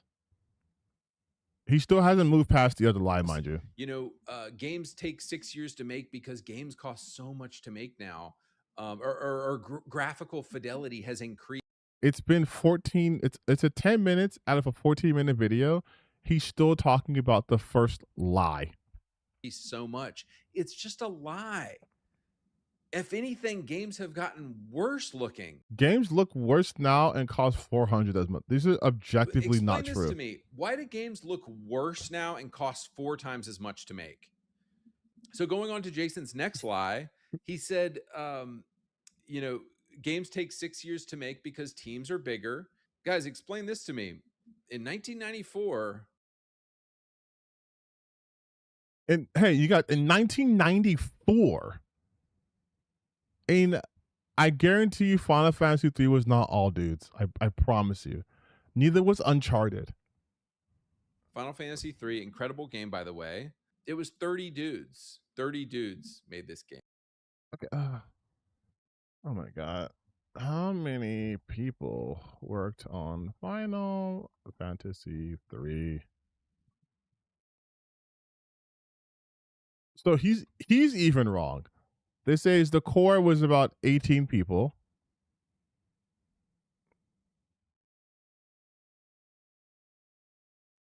So even by that standard, he's wrong. And then we have what I worked on Uncharted 2.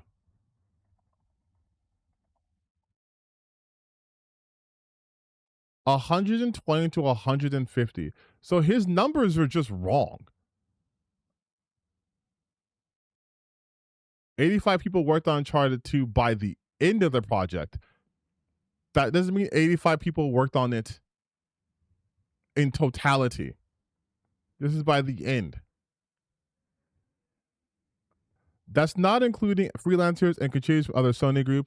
By the end of the project, we had 85 people working on it internally.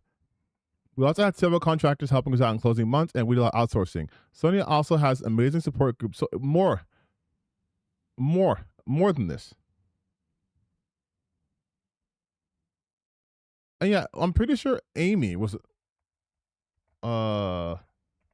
Hennig, right? Wasn't she also part of this? She was the writer and creative director. So again, immediately false. Immediately false. Immediately false. All dudes worked on it. It was 85 people and it was all dudes. Wrong. Uncharted 2, incredible game, made a lot of money for Sony, won a bunch of awards, made by 85 people. And guys, this woke dog water, dog slop of Last of Us 2 came out in 2020. Had a bunch of women on the team, and it was made by 2,000 people. I don't like bigger. What the fuck is this point? He said the games take longer to make because more people means bigger teams take a longer time because teams are bigger, games are taking longer to make. This didn't disprove anything. Now he's saying that bigger teams equal more money, but no one said that but you, Andy. teams. I don't, hire less people. Don't hire as many people. I was Great strategy. Hire less people. If it costs,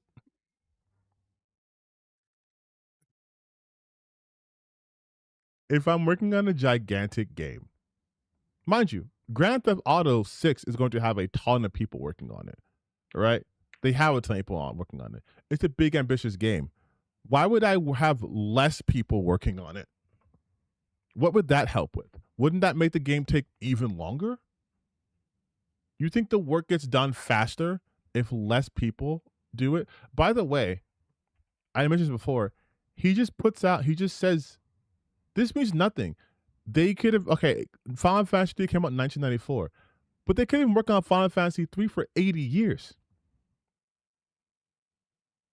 Like, Uncharted came out. Okay, when did the first Uncharted come out? When did Final Fantasy? When did that come out? 1988. 1988. So 2 years in Japan. 2 years later. Okay. Uncharted release date. 2007. Uncharted 2.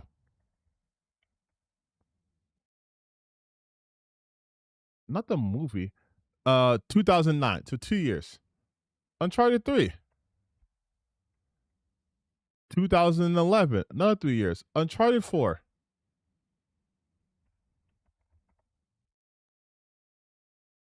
2016. So a 3-year gap. Increasing. No, sorry. This came out, Uncharted 3 came out in 2011. Uncharted 4 came out 5 years later. I'm noticing an increase in development time in between release dates, possibly because the technology became more and more and more intense, so they need bigger teams to have higher graphical fidelity. Because I noticed a huge fidelity jump between Uncharted 3 and Uncharted 4. Let's look at The Last of Us.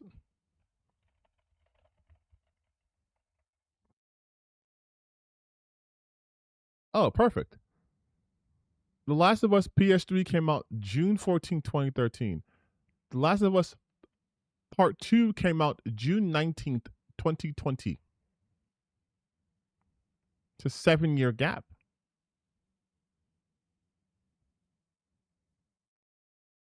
Seven years between game 1 and game 2. Obviously some remasters, right? But there's a 7-year gap between game 1 and game 2. Huh. Interesting. It's almost as if Jason was correct. Hire less people. Don't hire as many people. I was playing Far Cry 6 the other day, and there's like 30 accessibility settings for Far Cry 6.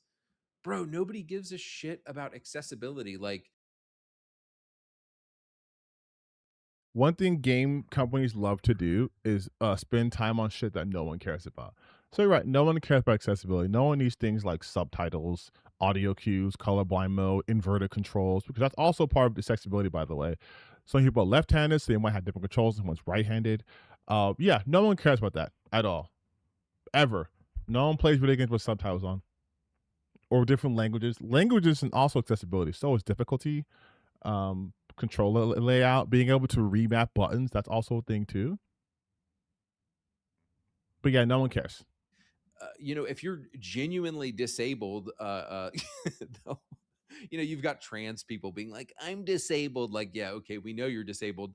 But I'm talking about people who are genuinely disabled, Yeah, because you can't be trans and also have a disability. Quadriplegic, have lost their arms and legs. Those people are disabled, and I think those people do matter. But Far Cry 6 had like 30 accessibility settings, and all this money is just being invested on shit that people mostly don't care about. What is this point he's making? You're saying that people who are quadriplegics you're okay with, but no one gives a shit about what are you talking about? And that's why games are costing so much. It's because of women. It's because of women talking too much, not knowing how to code. women talking too much. Women talking too much is why games cost a lot. Oh, okay. All right. Okay. Weird how no matter what Jason Schreier seems to say, your response is always because of women. It's women's fault. It's women's fault that games are the way they are. Well, there's teams are getting larger, so it costs more. No, it's women. Oh well, it's because graphical fidelity is getting higher and higher, so spending more and more time trying to draw it. No, it's because women be talking. It's because women be talking and women be shopping. That's why the games cost more money. Code, and it's because of woke activists and DEI hires in BlackRock. That's exclusive. Oh, and BlackRock, of course. Yeah, that makes sense. A company that is known to hold multiple investments is the reason why the games cost more. Absolutely the reason why all this is. High ups began hiring more women, browns, gays, and Jewish people. DEI. That's why. Happening. Jason's third and final lie in this video was that COVID is why games cost more. Video game hiring peaked around 2020 and 2020. This has nothing to do with what Jason said, though. You would have to explain why it's not COVID. You would have to explain why it's not COVID. And you know what? Let me see what Jason has to say about this. What does Jason have to say about the COVID part, right? We can at least watch that part.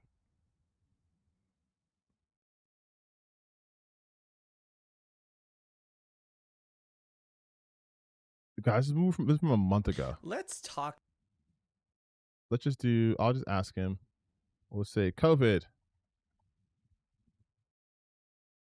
I can't help try asking him something. Okay. How does COVID impact game cost?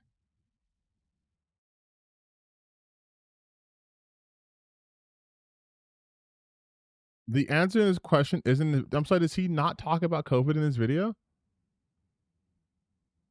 Is there not? Oh, does he not talk about COVID here? But napkin math, that is what we. Let's say that we're working on a big AAA game for Los Angeles or San Francisco, $50 million or whatever, and somehow that they co-development or outsource some of these problems. And I think that maybe if you watch a lot of YouTube videos, maybe you've seen a lot of people just trying to blame people and saying, oh my God, these developers are so lazy. Oh my God, these managers are so greedy.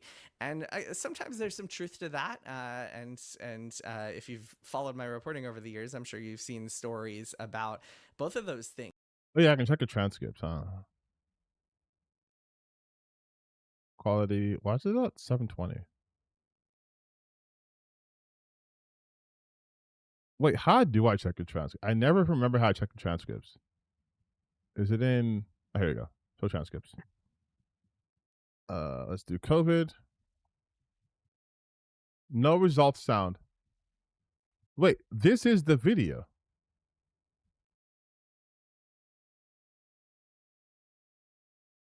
This is the video we're watching, though, right? It's why games take so long to.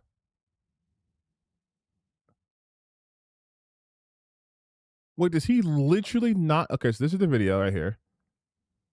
We're at the 12-minute mark. So this is the video. Why games now take 6+ years to make. Why? Oh, this is how much they cost. Okay, that's my fault. This one right here. Okay. Overhead. So now we'll do this. That was my bad. Oh my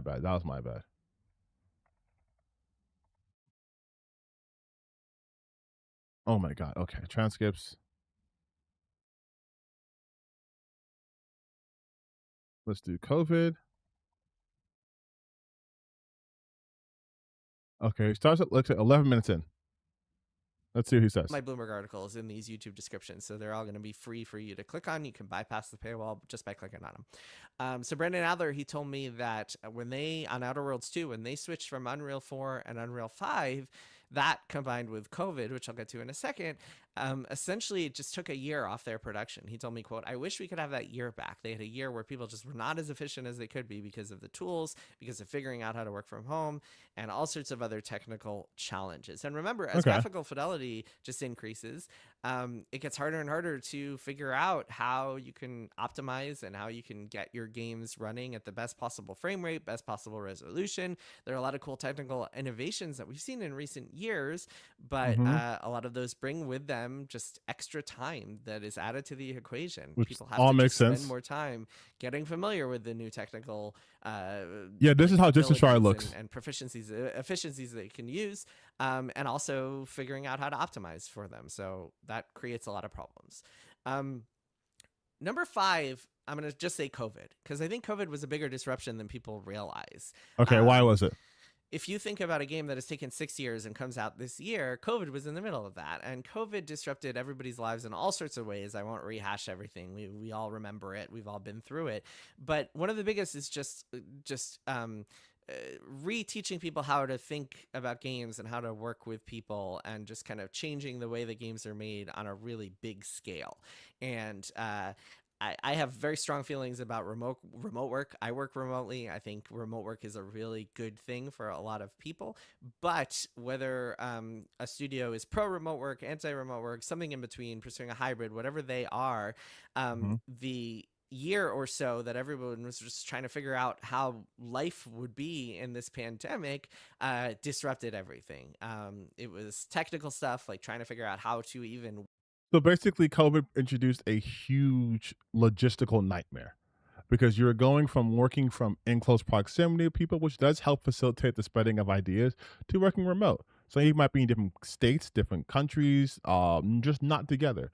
So that would naturally cause a bit of a delay, because now if I'm relaying information to you via like my Slack or Teams, they're just walking over to you, that can cost something. But obviously, the way they make these games, if we can't be in the office, then I'm needing to have the things I have at the office transferred to my home so I can work on this.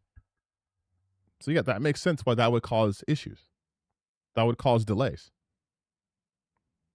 which would, of course, make things take longer, which is what Jason's whole point was. So now let's see what this dumbass says.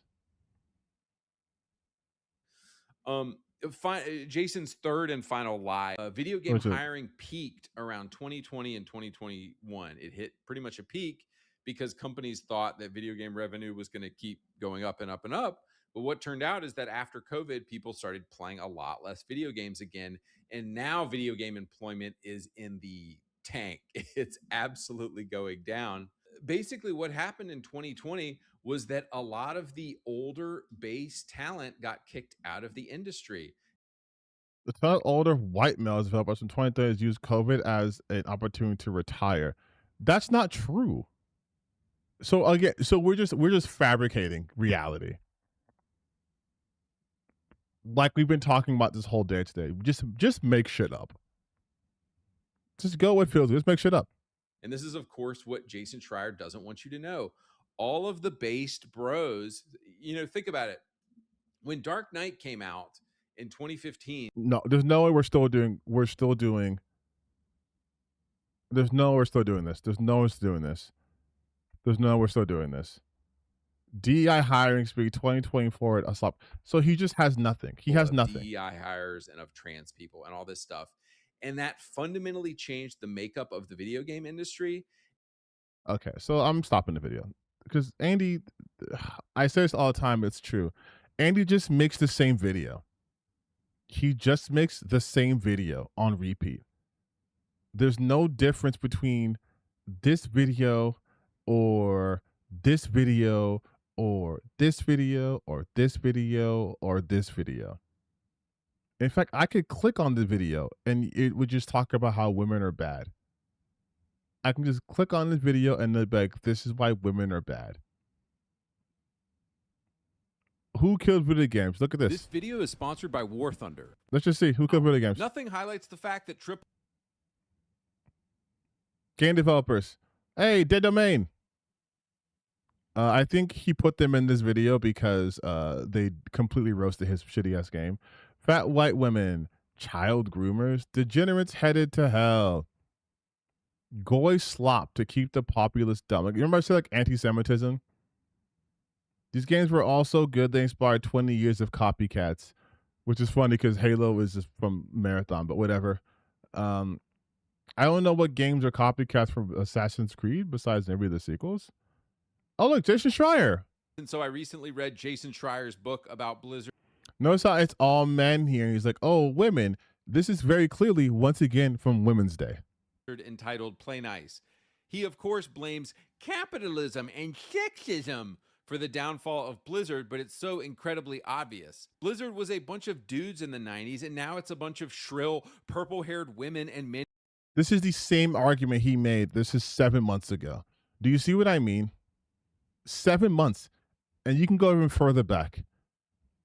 A year ago. All of this, it's this a year ago. It's the same shit. It's the same shit. He just says it's always gonna be, no matter what is the evidence, no matter the reality of the situation, Andy's always going to blame women. He's gonna blame women and DEI. That's it. That's it. Every single time you talk about a game, Andy's just gonna say the reason why it's bad is because women and DEI and gay people. That's it. That's it. There's nothing new. I just showed you a video from what, today? I showed you a video from 7 months ago and a video from 10 days ago. And it's the exact same. It's the exact same talking points. It is the exact same talking points he always has. He will never change. He will never change because he's a failure. And I'm not talking about his channel. His channel is unfortunately doing pretty okay. But he's a failure in the sense that this is not the kind of content he wanted to make. He wanted to make the content of what he's doing in his Save Scum podcast. He wanted people to give a fuck about his opinions. And they don't. They just want their opinions told to them. And he's stuck doing this over and over and over and over and over. And for everyone who's new here, the reason why I say this is because he has, once again, admitted to that very conundrum. He can't do it. I believe the video was, well, everything's ugly, woke garbage. This one right here. I will always show this video. I will always show this video. But this is why I say he's a failure. He wants people to care about his opinions, but they fucking don't. Not just, make things explode. Recommend it. So, boys, one final thing. I wanted to call out my other channel. If you just search Andy Pants Retro Gaming, you'll find it. I often get requests on my channel for me to review games. But here's the thing. This channel you're on right now, it's become more of a anti-woke, like the videos that get popular are people want me to talk about woke stuff. And I've kind of gotten painted into that corner. And that's the videos that get popular. People kind of want me to talk about that anti-woke stuff. And I've kind of gotten painted into that corner. That's what I'm stuck with. And that's what I'm stuck with. And to be honest, when I put reviews of games on this channel, nobody watches them. Nobody seems to care. And when I put reviews on this channel, no one watches, no one seems to care. This is someone admitting that they got a hit of the anti-woke bump. And now this is all people want from them. But that's not what they want to do. But they have to do it. They're trapped. Failure. He failed at being a creator that he wanted to be and is now just a mouthpiece for a bunch of losers. So I put all of my game review videos on. Also, this channel's gone. This is now the Save Scum podcast. That's it. So when I say he's a failure, that's what I mean. He wanted to do something that was creatively fulfilling, couldn't do it. Audience captured by grifters. So now this is what he does. So that's why all of his videos are the fucking same. It's all the same. He's only here to confirm your anti-woke bias. Not here to challenge anything, give you new information, present new topics, or talk about it in interesting ways. Just no, I'm just going to be racist and bigoted. Because that's the only way people will listen to me. If I'm a bigoted racist. If I do anything else, that's why all of my videos start off now with me calling something goy slop or something anti-Semitic or DEI or this or that, because he can't do anything else. It's the same thing. It's the same thing as hold on. Arkham games draw on Assassin's Creed Shadows, Assassin's Creed Ghost of Tsushima, Shadows of Mordor. I mean, if anything, Shadow of Mordor draws on the Arkham games.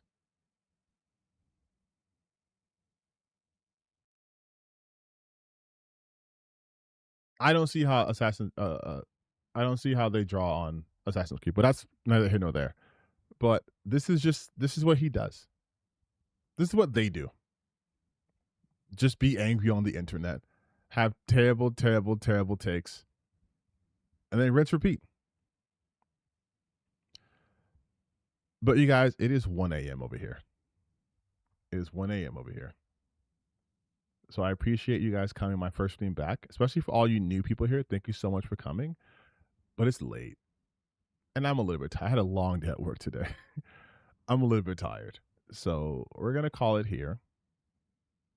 Once again, if you guys are interested in my gaming channel, this is why I play video games. It's super late right now, but go watch the gameplay videos. Maybe you'll like them. I'm gonna go to bed though. Hopefully next Saturday I won't have such a long work day, so we can stream our normal time. This is a shortened stream. I'm sorry, but I have a real job I do. This is just a fun job, not my paying job. But I will see you guys next time.